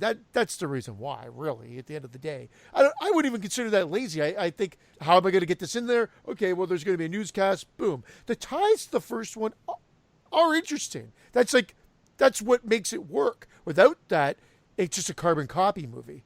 Exactly, yeah. And I think it's set up quicker in this one because the success of the first one, probably, all the executives and stuff making the film realize that it's from the kills. I mean, it really is. Well, we're analyzing the deeper meanings and stuff like that, but it's really all about the kills, like we talked about in part one. So they're like, okay, how can we get to the kills real quickly? And you're right. And they're great. And they're great. And I didn't mean to derail you guys, but we're not going. You're not going to convince Brandon, because I could tell Brandon's already got an idea, and I think we'll just go in circles. I'm not trying to convince him. No, but I completely understand, Dave. That's one thing that I can say. I hear everything you're saying, and I understand your point of thought. I'm just saying, for me, it didn't bother me and didn't come off as lazy. But I totally understand. I'm not telling you you're wrong. I'm just telling you. No, nobody's wrong. Yeah. I just don't. It actually makes part one much better to me because of it. Like, it's so clever that somebody sat down when they were writing the script in part one and saying, okay, how does this guy get killed? This leads to this, which leads to this, which leads to this, which leads to that. And they sat down and they thought about it, and they took time to come up with something fucking very clever. In a new concept in horror, where these happy accidents occur and they cause this, and it's strange circumstances, but possible to happen. And then in the next film, they said, well, how did this happen? If this is going to lead to this, how are we going to say this happened? Well, let's just have it move, and let's just say it's a supernatural. No one's going to question. It's a dumb horror movie. That's what I'm saying about it being lazy writing. Just like they wanted to get it out in a hurry, maybe they didn't have the same as intelligent script writer. That's how I see it. Like I don't want to call it a knockoff, but I want to call it just not as cleverly written and disappointing because of how well it was executed in part one. That's all I'm saying. And I don't think people notice this, because I didn't notice it till it was pointed out to me. So when I complain about a movie, you know me, I'm going to give you my reasons. I'm not just going to say it sucks. I'm going to say, this doesn't make fucking sense. I have to tell people, if something bothers me, I got to try to get my point across. That's all. Yeah. No, that's what we do. So that's perfect. I enjoyed this. But to me, the biggest mistake in part two, the biggest flaw, is that she has the premonition about new life, and it turns out to be her deciding to kill herself, which it honestly makes no sense because It's a cop-out. It's not even a cop-out. It completely doesn't make sense because of the simple fact that we have Eugene. Yeah. We have Eugene who tries to commit suicide and fires 6 blanks into his head, 6 duds into his head, but yet she has a premonition, even though it's not her time. Kimberly has a premonition that she's supposed to drown herself to end the cycle, and there's no way she would be allowed to have that premonition. If she at least figured it out on her own, fine, but she still shouldn't have been able to go through with it. She shouldn't have technically died. They should have saved her beforehand. You know what it is? Remember how we talked about Evil Dead remake and how that was we all kind of shrugged our shoulders at that one about how, well, she has to die, but they can bring her right back after, and I guess that counts as a death even though she really didn't die. It's the same fucking thing here. And I think I called that a cop-out, and I have to call this a cop-out too. I like the bait and switch of it with the baby. See, that made sense to me. There's Yes. it's also a good, exciting build-up, Mm-hmm. but then it's kind of capped off with the actual quick delivery. The baby's like pulled up into the frame, and it's almost laugh-inducing. Like They should have, yeah. You're almost Yeah, like, they should have done it better with the baby, and it should have been somehow the baby, because making it about Kimberly, it just doesn't make sense. I can't even justify it as much as I enjoy this film. I can't, given the fact that we already had the scene with Eugene earlier, and the fact that they continued this sort of, you can't kill yourself when it's not your time idea throughout the rest of the series. I was never down with that. I don't like that. I like the concept, but it doesn't work. There's flaws in it. There's holes in the way it's executed here. And you know what? I was under the impression that they eventually died, Burke and Kimberly, but apparently no. They were the only two to successfully cheat death. I was thinking of the alternate version of Part 3, where there was supposed to be some sort of exposition where it tells us that they died in a hardware store accident. They both fell into a wood chipper. Okay, are you being serious? Absolutely serious. I did a lot of reading on wiki fandom sites and stuff like that. Because there's a lot of novelization too about this, and a lot of alternate versions of what was supposed to happen. We didn't even talk about Part 1, where they were going to go originally with Clear and Alex having a baby. Well, isn't that what Alex is trying to do in Part 1? He's trying to kill himself too, and he can't. Yeah. In the scene that I'm saying I don't like. Dude, no. You got it backwards about Alex. He's trying to avoid botulism. He's trying not to die. That's his whole reason to be locked up in that thing. And he thought it was, you almost got me, Death. You almost caught me napping. Sorry. I got to do this. Yeah, botulism. Yeah. He was on the other end of the spectrum. He was doing everything possible not to fucking do it. And actually, it ultimately ends up with what happens with Clear in this movie. She puts herself in the padded room. In essence, that's what he was trying to do, but not be in a padded room. Just be where nothing can get him. Now tell me this. We haven't talked about Clear. If you're Clear, wouldn't you just rather fucking die than live in a padded room doing nothing for... Isn't that what, to me, I'm afraid to die and go to hell, because I think if I go to hell, it's just boredom. It's just sitting in a room doing nothing for eternity. That would be her life. This girl wants to avoid death so bad that she's just going to sit in a fucking padded room with no form of entertainment whatsoever and sit there with her thoughts. Could you imagine? Wouldn't you rather fucking take death? I know I would. Especially a death in this movie where it's going to be pretty much quick. It's accidents. You're dead. You know what I mean? Yeah. I just found that funny that she would. What are you fighting for at this point? Alex is dead. You had a connection with him. He's gone. You've seen everybody go. They all die quickly. What kind of life is that? Was that a cop-out, not bringing Alex back? Or maybe not opening the movie with Alex's death? Oh, that would have been nice. Wouldn't that have been a better connection? Yeah, how cheap. Oh, yeah, a brick fell on him. What the fuck am I watching? What a thing to say. Oh, a brick fell on him. I mean... Evidently your favorite movie when you first saw it. Of the series. I was turned on by the gore. You're right. I know we're nitpicking, because that's what we do here. But it's still a fun movie. With a lot of clever, gory deaths. And, man. And really, at the end of the day, Brandon, you said it, that's what it's all about, really. So they're trying to weave in story. I wasn't 100% on board with that story. We didn't talk about the Tony Todd scenes, because they are all whacked out. I even put a note. Right. He's still great in them, but they're all fucking crazy in this one. Like this one, it's almost like they've wedged him in. The kid with the nipple ring and then pulling on it. It's gross, but I mean, come on. And he was wearing the kid's watch. Oh, was he? Yeah, he was wearing his Rolex. Oh, that's fucking grand. I didn't realize that. Yeah, he must rob the dead before he burns them. Wow, no shit. Yeah, he was wearing the watch. That's fucking funny. How about the fucking scene? Okay, the ambulance. The fucking dude, the kid that goes to the dentist with the whole nitrous thing, which that was supernatural too, because for no reason he's looking up and those fucking fish things that are above him start fucking moving around and spinning stuff. One drops into his mouth. It's like, what the fuck is this? But anyway, that happens. Then he gets out and he chases the pigeons because he's high on nitrous, which is funny. And then he gets fucking squashed, which is a great death with that thing falling. But did you notice this? After all is said and done, his mother is standing outside an ambulance looking down on him as if he was fucking there in the ambulance. Like he just got hit by a car and he was just loaded in. He's a puddle of fucking nothing. He's a pile of... Like, what is she looking at? He was liquefied. Like that thing Yeah, liquefied he was. him. Yeah, it's like that joke in fucking Nightmare. You need a mop bucket or something. Forget a fucking whatever he said. You That's know? funny because I remember that scene, but it didn't dawn on me that she's like looking in at him. That's true. It's fucking hysterical. And how about that whole dentist scene?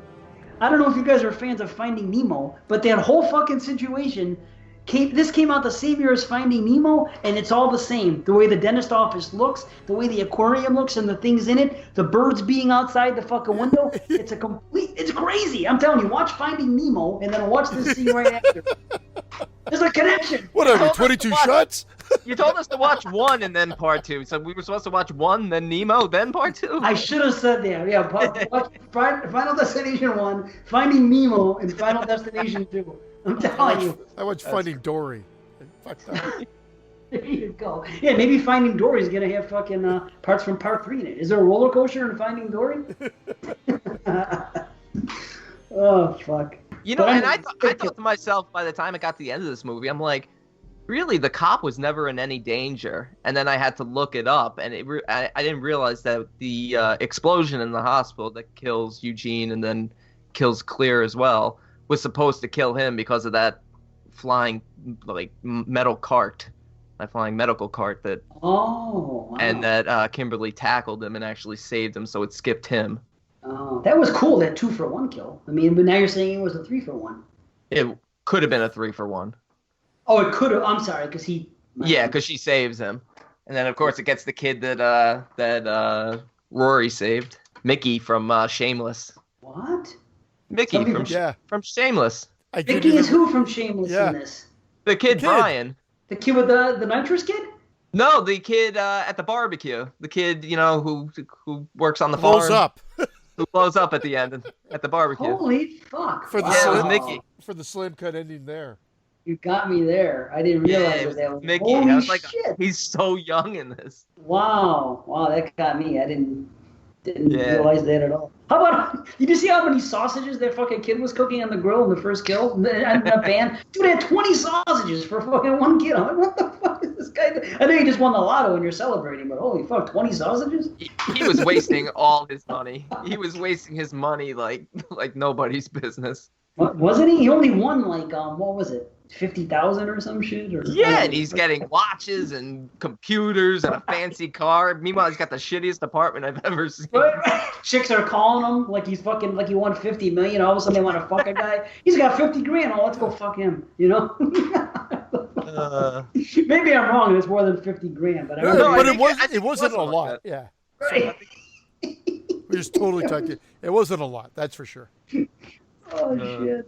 Good stuff. But yeah, fun stuff. I got super confused in the third act. That fucks me up, and that whole thing. And first it's the baby, then it's this, and then she's crashing. It was too much. And there's even a line in the movie where he says it to either Clear or the other girl.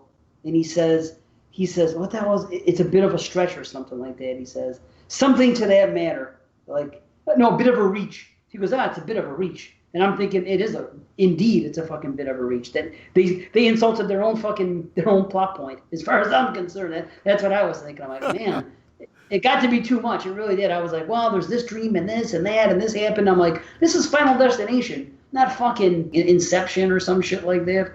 Yeah. I fucking know. I can't argue that point because her dream of her dying, of drowning, is not Death's design. So she's having a premonition of her own design, which is really just a big mistake. Yeah, man. Because Death never intended her to drive that into the water. That was like a sign from someone else to how to cheat Death. So it doesn't make sense considering she technically died and they brought her back and she ended the cycle. Except for poor Brian, who got saved by Rory and then had to be blown up. Oh, I don't like that cheating. I got the up in there a little late. I don't like the cheating method, you know. But again, I've talked negatively. It's not. I'm not shitting on the film. I'm just pointing some things out that people may not have seen, like that Eugene thing when he's in the hospital. It is 100% supernatural. Fucking doors and vents closed for no reason. The cart moves fucking on its own. All the stuff, things you never would have saw in part one. Shit like that. I'm like, it angered me. I'm like, come on, that's not right. But the kills are the highlight here. I mean, and it's fun. That first kill, you know, with the fire escape and the thing going through his fucking eye. That's great, dude. I just wish he had fallen and like landed on his feet from a higher point so that the fire escape ladder had stayed higher, so that when it fell from higher, because it fell from like 12 inches and impaled him.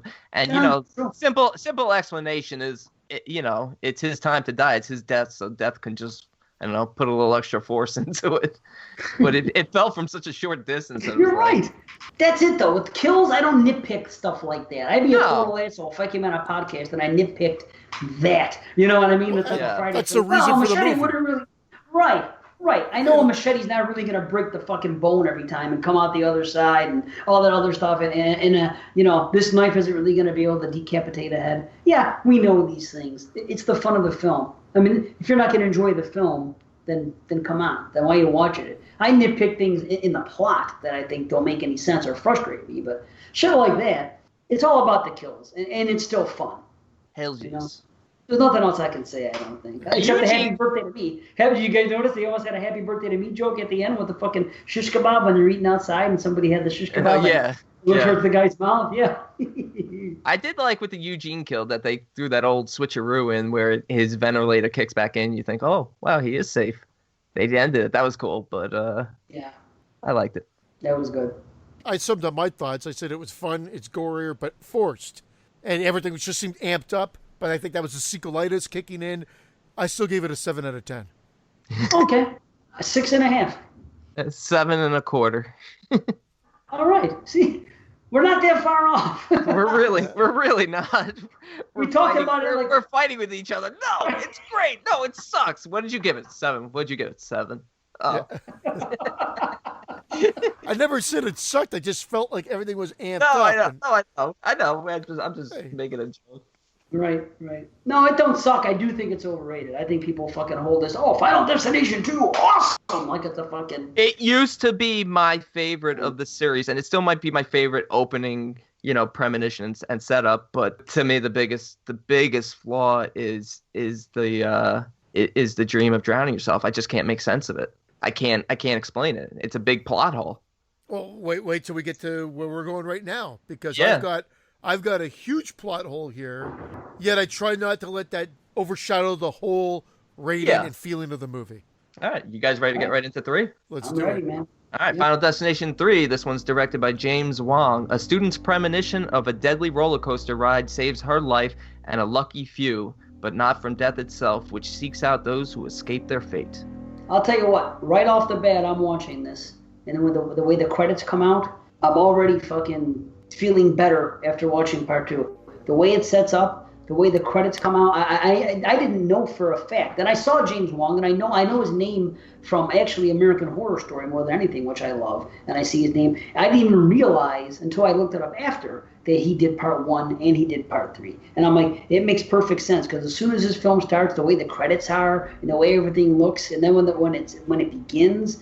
And you see the main girl catching the signs like Alex was in part 1. I'm like, man, they are doing this right. They are setting this up just the way they did in 1, and I'm really on board. And I hear people hate on this movie, and I cannot figure out why. Oh, it's because they didn't amp it up to 11 out of the gate. They take the part 1 formula and really follow it in this one, and they take their time so that the first 25-30 minutes of the movie is the setup with the premonition and the death. And it is silly, but it's way more fun than it really deserves to be. But I really like this movie. It's more serious than part 2. It takes a serious tone again. 1, 3, and 5 have a serious tone. Yep. And then 2 and 4 have the sort of cartoon silly tone. Obviously this is James Wong again and his thumbprint on the series. But here's my major plot hole. I mean, unless Brandon, you want to give your opening thoughts first. Yeah. No, go ahead. Say what you're gonna say. The Premonition has the sleazy dude with the video camera filming the girls. He drops the camera as it wraps around the track, which causes the accident, even though there's the fluids that were leaking out. But the roller coaster hitting that camera that causes the accident. Then the premonition ends. There's the big kerfuffle. All the people get kicked off the ride. He's one of them with his camera. Exactly. Yeah. So the camera can't fall and derail the fucking train. Yep. Wow. That's a huge plot hole. But that was only one piece out of like 7 set of extraordinary circumstances. Well, when it hits that is when it like goes flying. That's really exactly off the track. it. That's when it goes off the track. So the fact that they even put that in, they should have just edited that out. It had nothing to do with it. But it's a major, major catalyst for the accident. Do we see him with the camera after that scene or no? Oh yeah, do we see him with the camera in his hand? Oh yeah, he leaves with. Yeah, he gets off. Just asking. Okay. Yeah. However. It's unfortunate. It is unfortunate. It is unfortunate, but the rest of the movie is very good. I won't say on par with the original, but I enjoyed it more than part 2. Oh yeah, absolutely. There's more going on here, and these are people that know each other. Much like part 1, where part 2 was a bunch of characters thrown together that were strangers. And that's exactly it. That's why the setup for this one is very similar to 1, because you have, a class again. You got a group of friends. And so the tension builds slowly, whereas you couldn't have done that with part 2.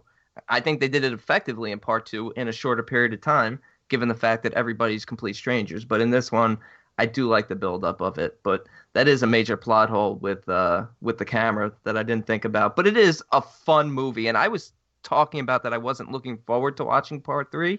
Oh, and that's because I was thinking of part 4. It had been so long. So, when we got to the end of this one, I was still, it's like, wait, this hasn't happened yet. This hasn't. I'm like, okay, that must be the next one. So I got to admit, I did enjoy this one. Not more than 2, but on par with it. It's fun. You. Oh, sorry. D. No, I'm just saying that it's fun. It clicks along well. It reminds me of the first.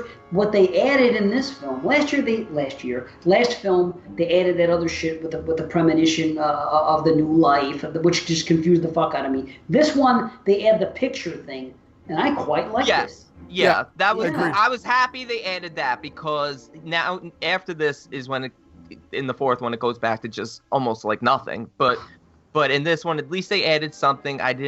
At first, I was a little confused with some of the clues in there. They started to make sense as it went on. But there were a few mistakes with some... I don't want to say mistakes, but a few of these kills where I'm like, was that really Death's design? Or did fucking Wendy and Kevin have something to do with this? Particularly with Zip and Pip. What's the name? Ian and Aaron. When they go to the warehouse to warn them, like, they're the ones who cause all those accidents on the forklift and stuff like that, because they're screaming, look out, don't go there, don't go this. Like, if they weren't there and Aaron and Ian were just cleaning up, I don't know that they would have died in the same manner. Not the same manner, but they would have died some other way. Yeah, but the whole premonition is they're supposed to die in that way. Maybe from those tools and the actual devices that caused their deaths, but not exactly in that way. But I do see what you're saying, that they inadvertently end up causing it to happen. So does the picture make sense? I can see examining it that way. That's what it kind of felt like. It felt like almost Kevin and Wendy were just going around killing people. This should have been the one where it wasn't death. It was Kevin and Wendy. That was the big plot twist? Yeah, that would have been the plot twist. It wasn't. It was us the whole time. Part one shows nudity through a quick shot of a Playboy or Penthouse magazine. Part 2 shows nudity with that girl that flashes the car as she goes by to show off her fake tits. Part Yep. 3 has the most nudity out of the series, Uh, and it's two girls go to a tanning salon, and it's a great sequence. Not just because they're naked, but it's also just horrific what yeah. happens with them. And not only that, but the directorial touch of slam cutting from the 2 tanning beds on fire And to you- the 2 Yep. of the 2 caskets outside Awesome. is genius. Even Yes, if it is. even if it's taking a page, well, it is a New Line Cinema movie, so I guess that's why they're all being buried. Friends are being buried beside one another. Right. It was a Freddy fucking burial. Yeah. That's what I thought too. But hey, They were it's that close. forgivable. Let's bury them together. It's forgivable because it's such a genius they transition. were both Ashley. They just figured, let's bury the Ashleys on top of each other. I love that transition. I'm stealing too. that. So cool. Yeah, dude. They did it a couple times too with some other scenes. Just the way it was filmed. That was the most horrifying death to me, thinking back on it. Like, that's the one where, oh man, that had to be painful. Fuck. I feel you. That was Oh good. my god. Good death though. Again, I don't understand why people lump this with 3, and just like you did, B. You thought 4 was 3. You know what I mean? You thought that. I don't know why. I agree that the roller coaster is kind of weak, but then again, what happens in the next film was weak too. But the roller coaster is weak, especially coming after what happened in 2 with the big accidents. You know, and I'll say this: there are unlikely circumstances that lead to the deaths, but at least nothing's moving on its own. It goes back to the Part 1 formula with the supernatural. Not the way the supernatural was involved in this film was through the pictures and the warning of the person that's haunted, just like Alex in Part 1. That's the only time its presence is known. The kills are back to normal. They're all happy/unhappy accidents, whatever you want to call them. They're unlikely, but I'm glad that they went back to that. They righted the wrongs, but it makes sense. It's the same writer. It's the same people, so. And they have fun with it. They have fun with it. Like, yeah, okay, I'm questioning why are there 2 samurai swords, or whatever. They're not samurai swords, but those 2 hulking real swords hanging up above someone working out.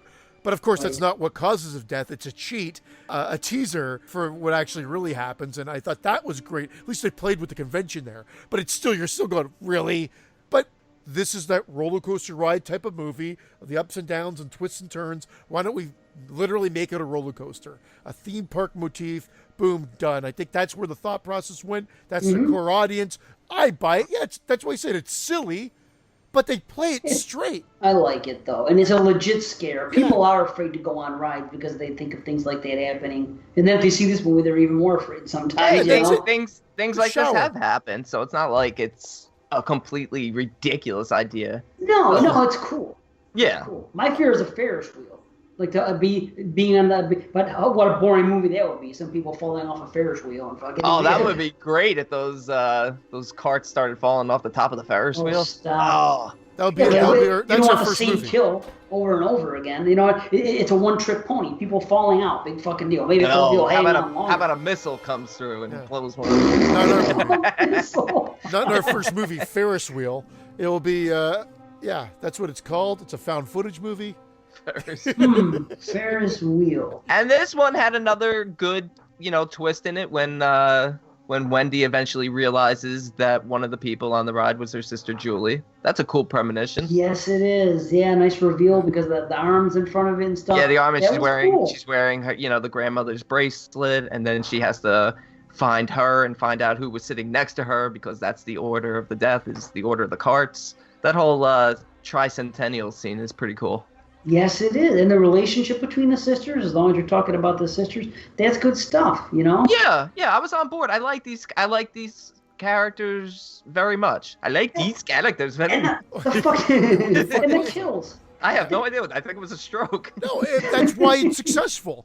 Likable characters again, great direction, great setup, and great kills again. Yeah, it definitely does. These kills are just about as good as Part 2's. I mean, seriously, the kid that goes and gets the acupuncture, that whole thing, and his death, the girls burning up, my favorite is probably Motorhead. Fucking what's his name with the camera? That is awesome. Every time I see it, I'm like, oh man, that scene. Acupuncture's in part 5. Acupuncture's part 5. Yeah. This is the one. What'd I say? It's all blending in Acupuncture? for you. Yeah, it's the tanning girls. The the guy in the gym who says nothing on my ass. I don't want nothing going up my ass. You got the two Ashleys, then you have Frankie Cheeks, then you have the weightlifting guy, Yep. and then you have the skip where Wendy saves Ian, and Erin gets the nail gun to the face. That's great. Yes, from That's the back awesome. to the front and everything. Oh, Yeah. Oh, that was awesome. See, good deaths. I Beautiful. don't know what people's hang up is about this film. I legitimately do not know. At all. I don't get it. The kills are all fucking solid. And The only thing that bothered me, I don't know, it didn't bother me, but I'll nitpick it a tiny bit, is, Ian at this point has to realize that everything that Wendy and Kevin have been telling him is true, but yet he's holding the grudge thinking that Wendy killed Erin, and now he is the one that's supposed to cause Wendy's death, so he's literally showing up at the Tricentennial just to be around her to cause her to die.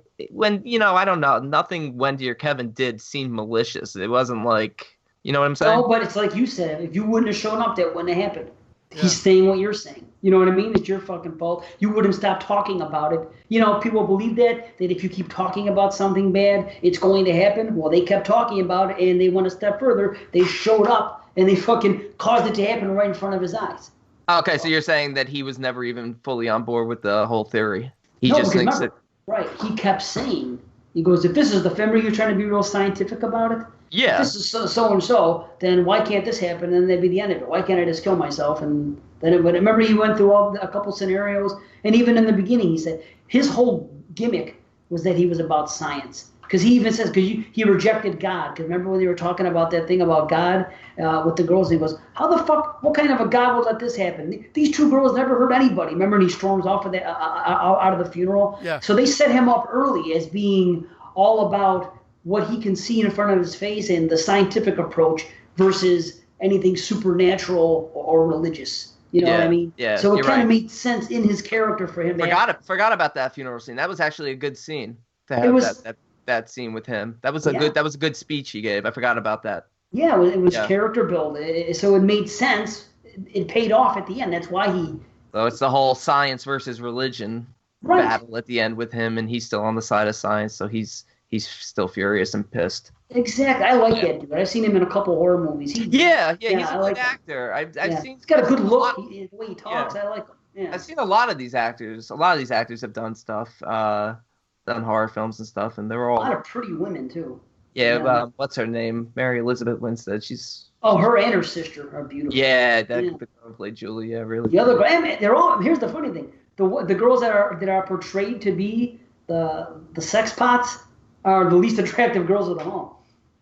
Every girl in this film is like beautiful, and those two, they have killer bodies when they're doing their tanning, but they're just kind of average looking, Yeah. Not to get on the whole thing about looks, because I know people, this is the most misogynist fucking podcast. I don't mean it that way. It's just, as I'm watching the movie, I'm like, they portray these girls to be like, the sex kittens or whatever, or the girls that everybody's chasing. Yeah. You They were know the what I mean? Barbies. They were the Barbies of the group. Right, but it's, you know what I mean? They were like, they were just kind of average looking when you get it right down. And every other girl was like beautiful, And again, you get another 5-month break in this one Yeah. after the cycle stops. They love those 5-month breaks. But again, I kind of like the way you explained it when we talked about part 1, where it's like death is tricky, death is conniving. It's not gonna, it'll give you a little false sense of security. That's the fun of it. It is kind of fun. I do like that. Yeah, man. Evil likes to entertain itself. I always said that. They just do shit for the sake of fucking. Why not do? Wouldn't you? if you had the ability to play with things like that, and you were evil on top of it, wouldn't you have fun? I know I would. Shit. Yeah. That's how I look at it. And that is a great kill. He got fucking cut in half the long way. McKinley. Oh my gosh. Oh, Another yeah. one. Dude, wow, good kills. I don't know. This is a damn fun movie. Yeah. I gonna say- don't understand the hate for this either. I do think maybe people blend it together with 4 I think. because when I rewatched it again, I'm like, wow, I couldn't believe how much I enjoyed it. Again, I'm not sure if you guys are done, but I'll just say 7.25 out of 10. 7 for me. 7 for me as well. We're pretty much on the same page. And Tony Todd wasn't in this one, but his voice was used for the ride, so it kind of fits in. It was a nice. Yes. Yes, that was cool. I love that end, man. I love that end with when they all coincidentally run into each other on the train, and then she gets the feeling.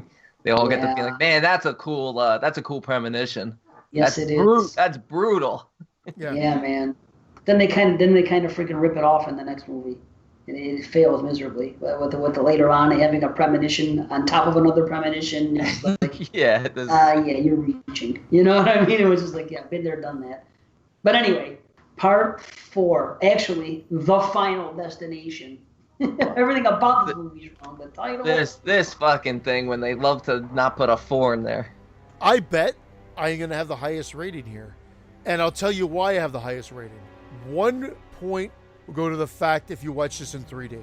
Because if you don't watch this in 3D, I can understand being even more thoroughly annoyed based on just how it's presented to you. Yeah, well, you know what? I was aware of that, and I was still kind of getting a little annoyed, but I was like, I'm not going to let this affect my rating because this is clearly meant for 3D. It's like ridiculous how much this was meant for 3D.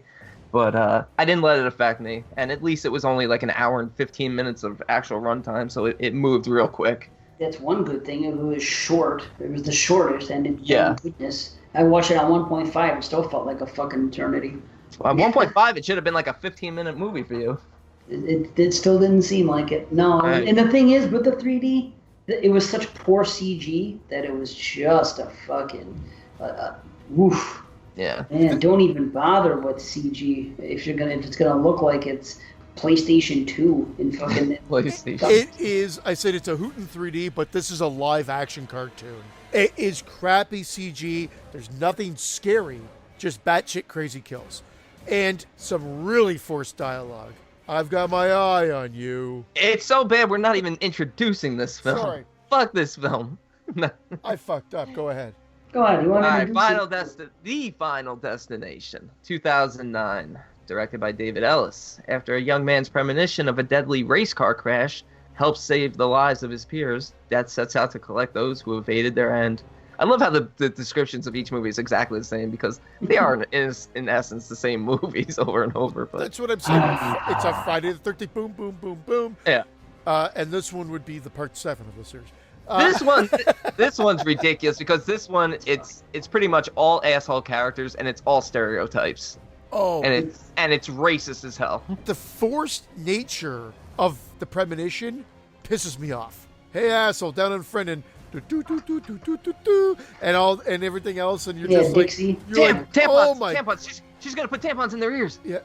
It's like come on. Poor kid. Come on. First, A, those kids had to wear him for the movie. B, he had to say that dialogue. I'm not a NASCAR fan either, but so the whole setup is kind of crazy.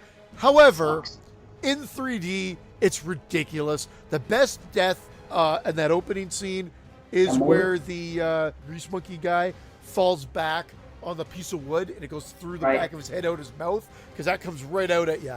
But You just like anything where a guy gets wood in his mouth. I love wood in the mouth, and I'm a sucker for 3D. So I will admit that if you don't watch this in 3D, then it's like having all the kills edited. It's to that same extent of the fun being taken away from it. That's how it was meant to be presented, and this movie does not work in 2D. I saw this movie in 3D right when it came out, and I still fucking hated it. As a matter of fact, I saw this movie, The Final Destination, and Rob Zombie's H2 on the same day, a double feature. Unended, and then I went. Now here's the funny part. Where I felt at the time was that Rob Zombie, by the time it got to Halloween, he had gotten worse with every movie. Like, Corpses was my favorite. And then Rejects was good, not quite as much as Corpses. Halloween, I wasn't particularly very fond of. So when I went into Halloween 2, I was expecting not to like it. Final Destination, I was on board with 1. I was on board enough with 2. I enjoyed 3. I'm thinking this is more of the same. I'm going to probably really like Final Destination. I'm probably not going to care too much for Rob Zombie's H2. Well, I went there, and the opposite fucking thing happened. I remember walking out and saying that. I'm like, man, I thought that I was going to like this one and hate this one, and this happened. You know what I mean? And I saw it in fucking 3D, and I remember not being overwhelmed by the 3D. It wasn't as bad as Saw 7 3D, which is the worst 3D ever. But speaking of Saw 7, this is the Saw 7 of this franchise. And what I mean by that is Saw 7 I refer to as a knockoff Saw film. It felt like a knockoff movie. It was like a movie that you can go to a Redbox and rent, and it was trying to do everything that a Saw movie did. But the movie sucked, and it lacked in so many ways, with the exception of having Jigsaw in it. But this is the same thing. It's like you can go to a Redbox and rent some fucking shitty movie with a different title, and it would be like a knockoff Final Destination. That's what this. You're way too hard on this. I think like this movie was meant to be fun. Yes, it's schlocky. Yes, it's a part 4. Yeah, it's the same formula done over again. It's the weakest out of the whole series. I agree with all of that, but I give it over a passing grade because of the fact that it's a 3D ride and the 3D sells it, and there is still some fun to be had. At the end of the day, it's the weakest one, but really, it's a fast-paced rehash of the other movies. Tell me about the kills. Tell me about the kills that are memorable, like the other 3 movies we talked about. This is the one movie that has a kill that was done by one of the people, because George, the security guard, actually killed the racist girlfriend by not allowing him to go back in to get her. Wow, it happened so quick. But what the fuck? Tell me a kill. I mean, you did tell me the 3D. Actually, the tire decapitating the guy in the pool trying to get the stupid. Okay, the guy in the pool was interesting. I didn't like that one. My favorite kill in this one, believe it or not, is one that most people hate, but I thought the setup was done so well. Maybe the actual kill itself is a little weak, but it's the mom. I love the setup in the salon. I thought that was a great setup. Well, it's because it's too forced. It's I got my eye on you. If they wanted to sell that joke, the kids, before they go out, she's like, here's the money.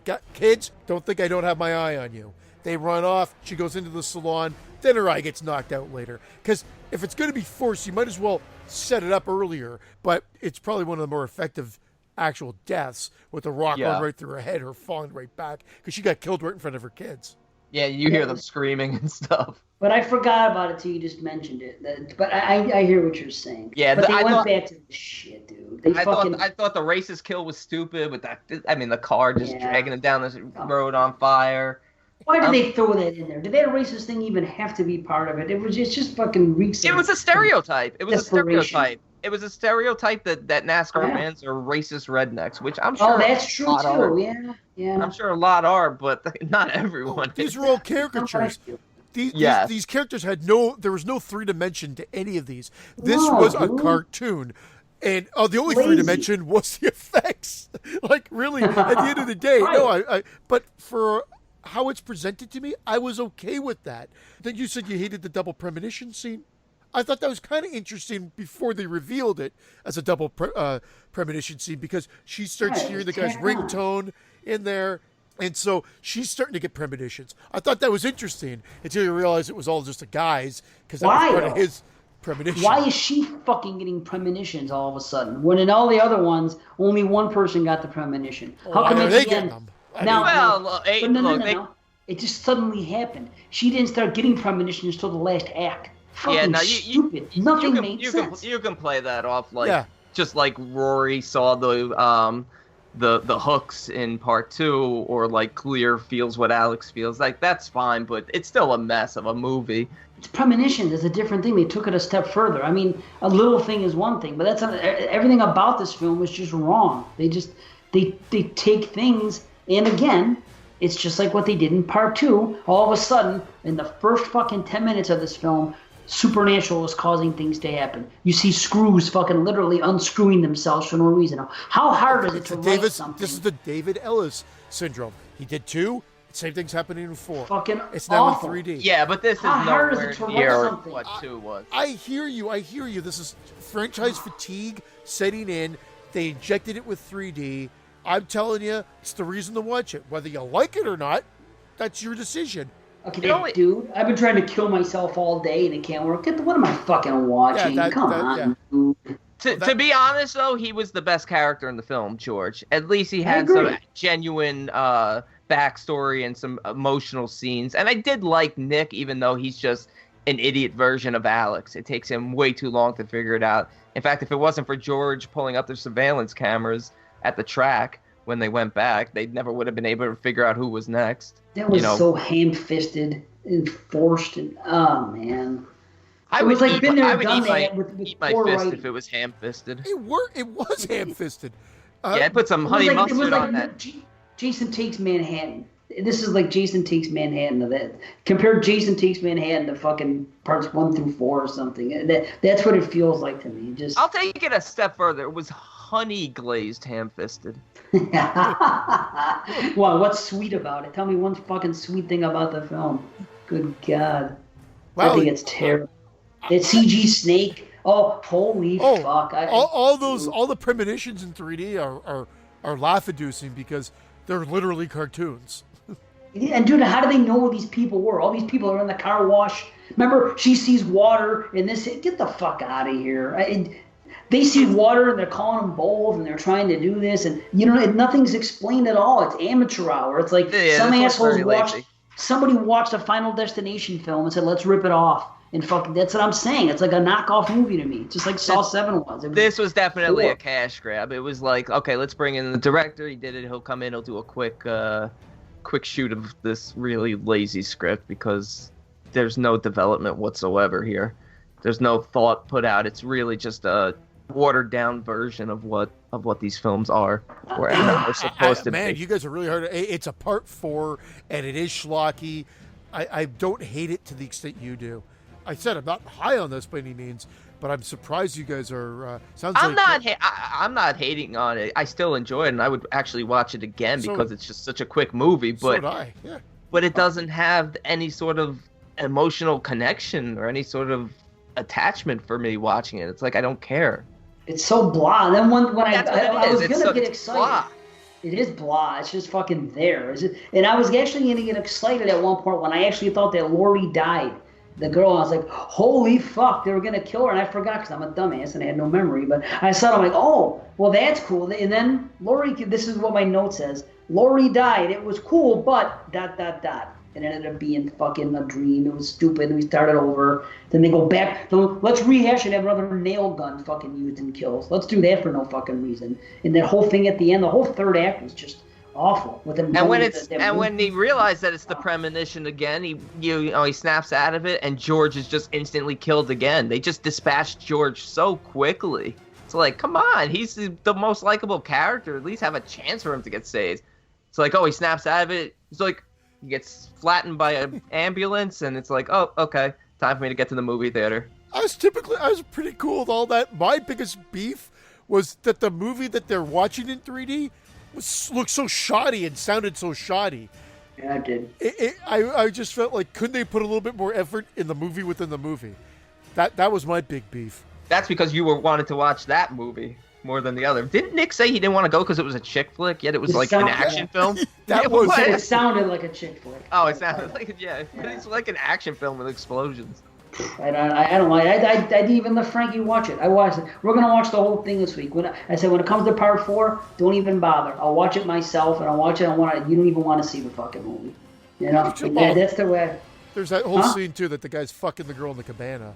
I remember. I didn't remember what it was, but I remembered something else about this film. 2 things about this fucking film. This is the only film they actually show sex gratuitously for no reason, which is completely unnecessary, and no Tony Todd. No Tony Todd at all. No anything. It's a fucking knockoff. I'm telling you. That's it. My notes are done too. I had the least amount of notes for this as well. I had like no notes for this. I think Tony Todd might have been the voice of the movie within the movie. He was the leading man. He should have done that actually.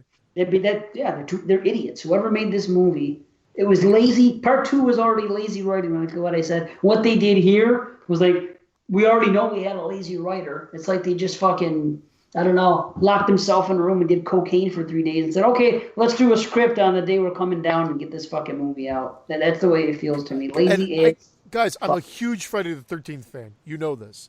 But this is exactly what they did back in the 80s when they were making the Friday the 13th movies. Let's more of the same. Let's give them more of the same. And they got weaker and weaker as the series went on, essentially. With a couple of people, figuring out, no, you know what? I did like this one more than that one. Oh, I like that one more than this one. Same thing with the series. I like 3 better than 2. 1 still is a standout. This one is the weakest, but I'm not shitting all over it. 6 out of 10 is what I get. Yeah, I'm not going to shit all over the director because the director didn't write either one of these, part 1 or part 2. They actually do have one writer who's the same. So I actually blame him because I liked part 2, but this one just was lazy. The characters were one-dimensional. The kills, I liked some of them, but like nowhere near as good as the others in the franchise. So I'm gonna give this one a 5.5. Holy shit. Yeah, I think it's terrible. It's really nothing going for it. A couple kills, but everything they tried to do, they did wrong. They didn't talk about fucking Flight 180. They didn't have Tony Todd. Because they had idiot characters who never even got to the point where they're going to research. That's where I mentioned it got lazy. There were no new theories on development. This was almost like a standalone lazy film. I give it the score I give it because I watched so many movies that are so much shittier. So I feel like it's still a slightly above average film. Yeah, it clicks along and it's a kill movie and it worked. I don't know.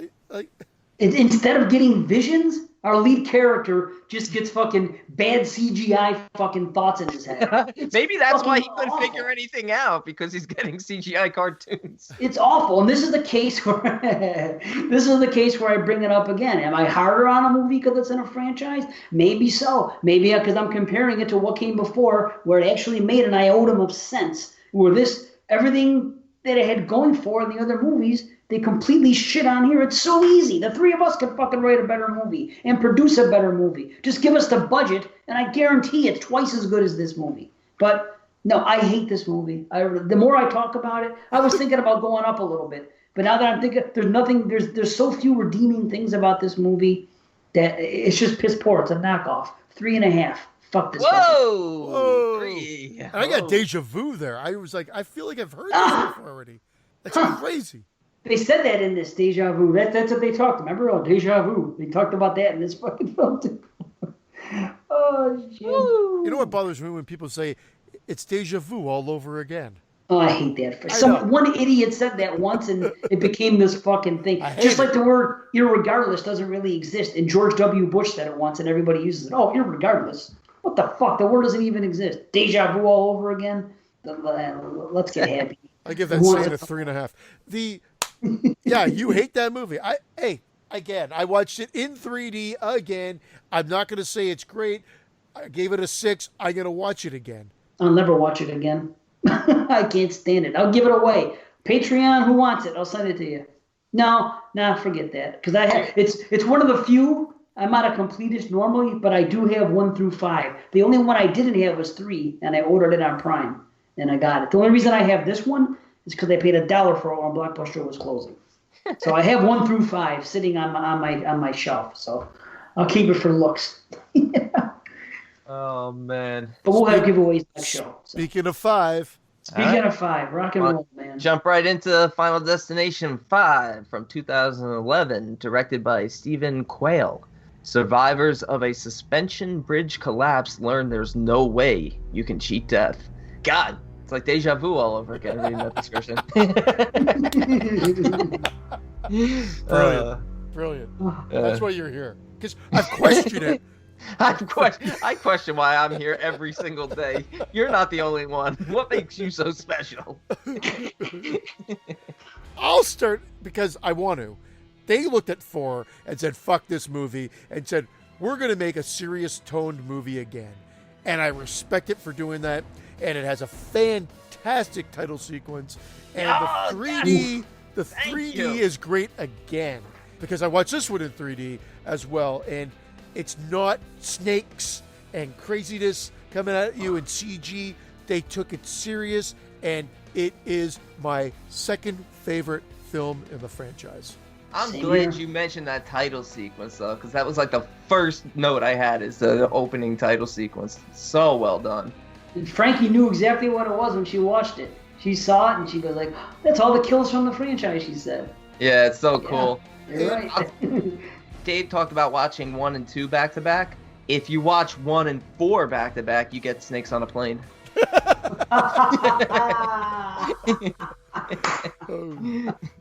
I'm sorry I interrupted you for that. That's why I let you talk. Remind me never to do it again. Well, there's a plane here too, and that's something. That's a bonus to this film. Oh. The 2 scariest things to me, like guys, the 2 scariest sequences in this franchise are the plane from part 1 and the bridge from part 5. But The plane thing at the end, the fucking tie-in, is very scary. Again, and the aftermath is fucking chilling. Yeah. The way I feel. I agree. Yeah, You know what I'm talking about? Because Oh, yeah. they played that amazing song, which is so perfect for any horror franchise. I guess it fits this franchise more than any because this franchise is more, what's the word I'm looking for? Lighthearted compared to like a Friday the 13th. When they play AC/DC, If You Want Blood, You've Got It. That is fucking perfect and it fits in. You get those cheering moments. You get that, oh my God, at the end about how it connects. Then the movie ends. Then you get that great sequence of all the scenes. And it wraps up a perfect series. Exactly. Well, not perfect series, Well. but it wraps up the series perfectly, I should say. And with that song, If You Want Blood, You Got It, which is awesome. And then that song ends, and then they just show the sky and the smoke in it from the fucking plane explosion. And it's fucking eerie, and it creeps me the fuck out and blows me away for that reason. I'm like, that whole ending thing, what happens at the end, as soon as they get onto that plane to Paris, and everything that happens for the last 10 minutes of that film, boost the film a whole fucking point for me. I would love agree. it. I said it was possibly the most serious, at least on par with part one. Yeah. You know, it's presented, and there are some things that are introduced that you feel, why weren't these introduced more with the guy, like almost like it was last act shit, and I kind of respect it for it because it's like, well, no, we're going to save this card, we're going to put it in our back pocket, we're going to just reveal it at the end. Where they use the, Brilliant. well, maybe if it could jump death by actually killing somebody. Yeah, to that's get a new around it. I concept. love That's really that cool. concept. It's I a think cool they- concept. I think they marketed the film that's what this was all about, and it's not really all about that. That's just sort of introduced at the end. Great characters, once again. You like them all. The progression is great, and then you get some humdingers of death and some Yep. great lines like "Yum Yum Dim Sum." And she starts talking to him in Korean. I'm sorry, maybe it's Cantonese. I don't know. And do you come with subtitles? That was I lost my mind Awesome. with that line. awesome. We all popped at that. Me, my wife, and my daughter fucking popped at that line. You go That with first subtitles. kill though with Candace. Oh, Oh I don't know how realistic it is. I mean, her spine popped out. no! My spine popped out. But they did the best thing they could have done, Saul Rosenberg. They followed it up with the detective and said, "How could you recreate this?" He's like, "No." Like Yeah. he's pretty much, I don't even know how this could have happened. Like Exactly. That it was cool. such a great way to follow it up. Everything that led up. Here's what I like. The teases that we got. Is it going to be this? Is it going to be that? They put the screw on the thing. You thought she was going to step on it. They played with the viewer for a bit where you think, well, by this time you know what's going to happen. The water's going to do this. There's going to be electrocution or this or that. And it ends up being none of that. I mean, they tied in, but it was like, and then they used it afterwards, but they never did it that way before. So instead of being lazy with their writing, they were more creative this time. What a fucking novel idea. Let's add to what we already have instead of subtract from it. I was like, wow, so cool. I totally agree with you there. Yeah, and then you're right. I mean, it's taken what could have been a tired premise and injecting some new life into it. Yeah, is it the same thing? To a degree, of course.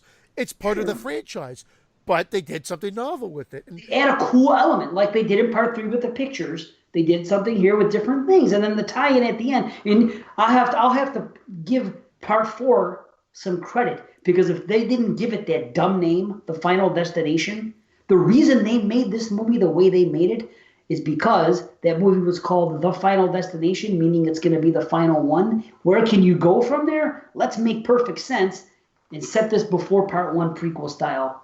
And not just do it simple, do it with a fucking reveal at the end. yeah, which was Brilliant. like icing on the cake. This new concept. This is where I told you I had a major issue with something. But it and works might just because it never comes back again, B. So it dies with this film. That's what. No, that's fine. But within it, there might be a huge mistake.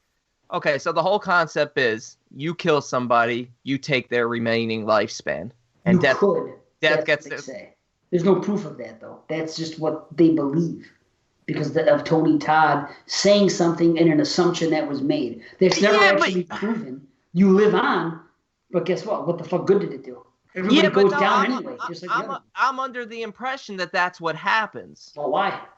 Can you give us a reason why? Because Tony Todd, everything Tony Todd has said in all these films has been true.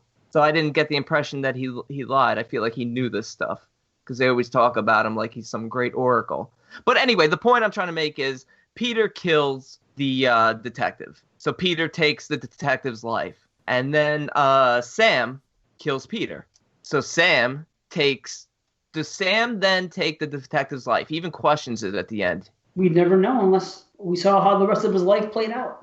Well, that's the problem. If he took the detective's life, and that's the impression that I got, that means he never should have gotten on that plane because the detective wasn't supposed to be on that plane. That detective was never meant to die. They're not really talking about their life in the sense of their actual life. They're talking about their years and when they're going to die. Like their life expectancy. So you're telling me the detective also only had a few months left to live also? Like, I liked how they played with the character of Roy and Nathan. It was so cool. That was cool. That was but great.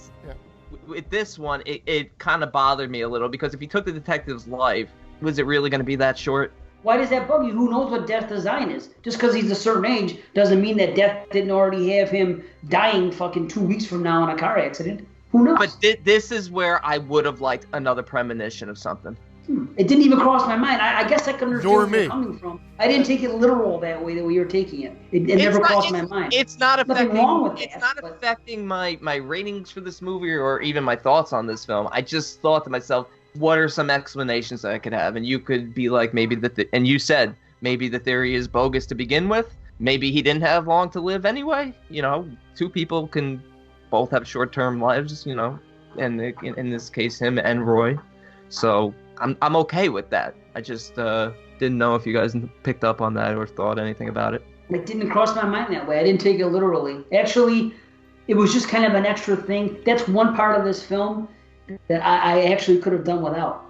I liked it for the gag of what you said about the reveal at the end with the guy, and then how the thing drops on him with the plane. Yeah.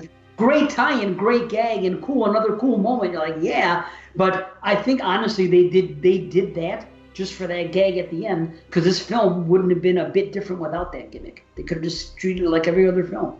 So I guess in a way that could be construed as a flaw from a certain perspective. But for the gag at the end, it fucking pays off. That's the thing. The gag at the end, I love it. I wouldn't have gotten rid of the concept, especially because I love the way the gag at the end works, especially the look on his face when he finds out that Roy had a blood vessel that was going to pop any day. I'm like, oh, fuck. Poor guy. Man. And I'm still in a serious mode because I just saw that plane explode again and the way it exploded, and it still fucking wigs me out. I'm just like, wow, that's horrible. It's awesome at first because you see the tie-in and you're like, oh, wow. You see the people arguing, you're like, holy shit.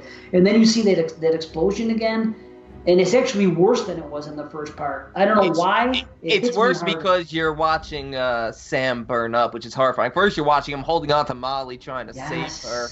And it's so heartbreaking because you genuinely like these characters. They're going to start their life together, and he can't hold on to her. And then he's burning up, and you just see it, like you see the agony. Like it's a really creepy scene. Like it that is. And it's not a premonition. It's them actually dying.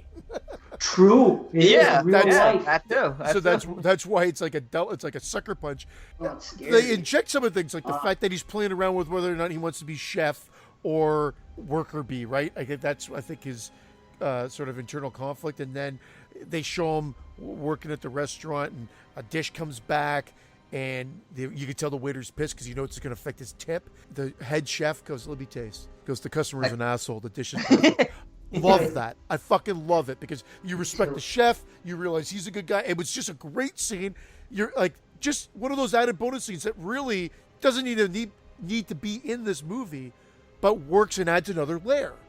And then it also reinforces this whole thing about wanting to be a chef, and that the whole apprenticeship is going to be in Paris. Yeah, and it reinforces that this this is a talented young man who's actually doing good work. He's a good guy, and he's going places.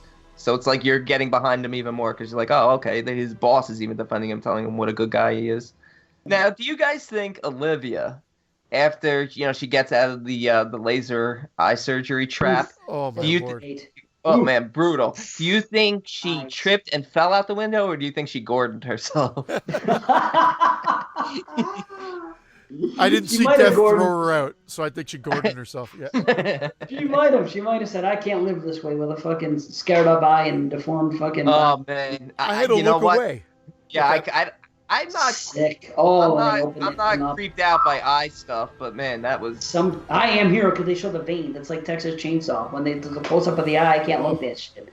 No, I can't do it either. On so many levels, this movie fucks with me because of the eye, because of the opening with the fucking bridge, which is what a great opening with the guy getting tar on him and everything else. And that guy, we didn't bring him up. That actor, that guy from Krampus and his other comedy and shit like that. Dennis. That guy's great, Dennis. He's fucking great, dude. And you guys notice that this movie, this movie has a poor man's Tom Cruise, a poor man's Shannon Elizabeth, and a poor man's Sarah Polley, all in the same film.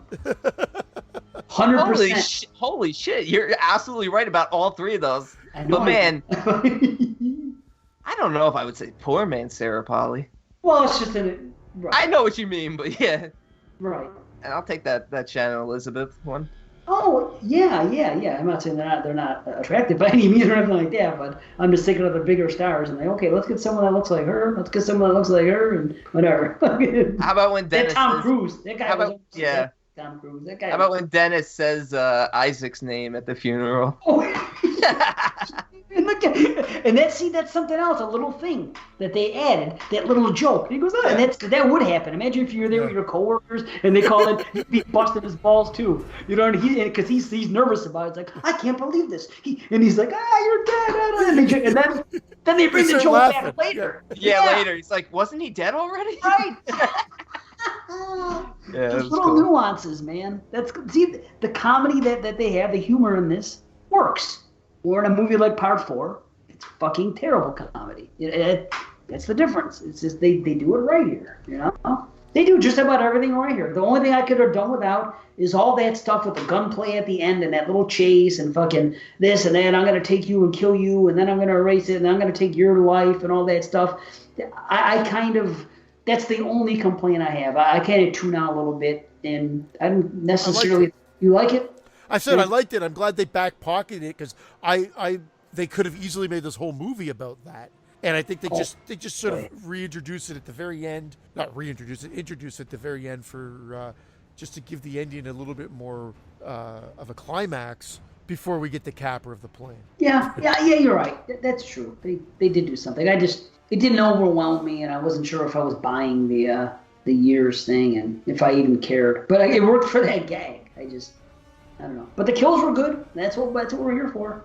You know, they're all good. I was buying it. That's why I questioned that whole thing earlier. But, you know, I like that because at least, you know, they're introducing another new concept. They're adding to it. Whereas, you know, Part 4 added nothing new. Just was a lazier version of the previous films and with terrible characters. Yeah. You know what I think? As I'm watching this film, I'm being impatient. I'm like, let me get to the kills and let me get to the end because that's the stuff that I love. So I think maybe I don't give it my full attention when I should. You know what I mean? Because I'm sitting there watching. I'm like, man, I can't wait to get to that part with when they get on the plane and shit. That's badass. That end blew my freaking mind the first time. Right, and I'm watching it with Frankie, and I want to see her reaction. You know what I mean? And she didn't pick up on any of it. She didn't have. Because not to the end, like when I saw them on the plane and the fight break out, and she was like, "Oh." Yeah, no, but you know, but the crazy thing is, because he's talking about going to Paris the whole movie. I know, and I'm thinking that this time. I never thought the first time I saw this movie, I never once thought, oh, okay, it's connected to Paris in Part 1. No, just thinking because he's a chef. Of course, you know, chefs want to go study in Paris. Yeah, no, it was really well done, and it was funny because my younger daughter watched the first one with me, and then just happened to come in when I was finishing this one off. Oh. And she saw me wearing the glasses. She's like, what the hell are you watching? I'm like, oh, it's the last Final Destination. I go, come in, watch this. And she's like, why aren't they getting off the plane? I'm like, they don't have anything to do. They don't know what's going on. She's like, what do you mean they don't know what's going on? Because she didn't see any of the setup. And then the plane explodes, and I'm like, no, it's a whole new cast of characters that were fun. And she was like, that's awesome. Just describing it, she thought it was awesome. Full head explosion.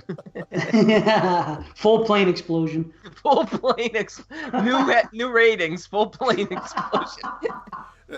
Now here's the capper. This movie is very good. The end part is what propels it a little bit more above.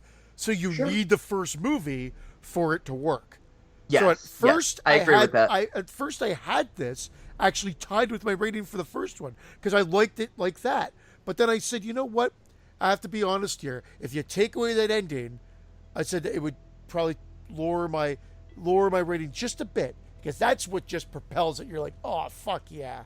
Mm-hmm. So I took off a quarter rating, and I had, but those are my two favorites for sure. Final Destination 1, Final Destination 5. Yep, me too. Me 3. What do you give it? I'll tell you, 7.5. That's my rating. I was 7.75. And I'm 7.75 as well. So the only one we were really kind of off with is 4. And you and I weren't that off. Dave just. Yeah, Dave just. I just shit all over. I just really. Dave went all Freddy's Dead on it. I went all Saw 7 on it. The same way I feel about Saw 7. When I like a series and I like where it's going, and then someone comes along and makes a movie, they get the same budget and that's their output, and it feels like a knockoff. It just angers me. It's just like, come on, man. I was enjoying the ride, and then this happened. So how would you rank them? I mean, we know that you said 1 and 5. Obviously, I'm the same way with 1 and 5. Mine's 1, 5, 3, 2, 4. That's mine too. It's been that way for years. Yep. And mine's 1, 5, 2, 3, 4. All right. Pretty close. Pretty fucking close, man. You know? You're the franchise, you motherfuckers!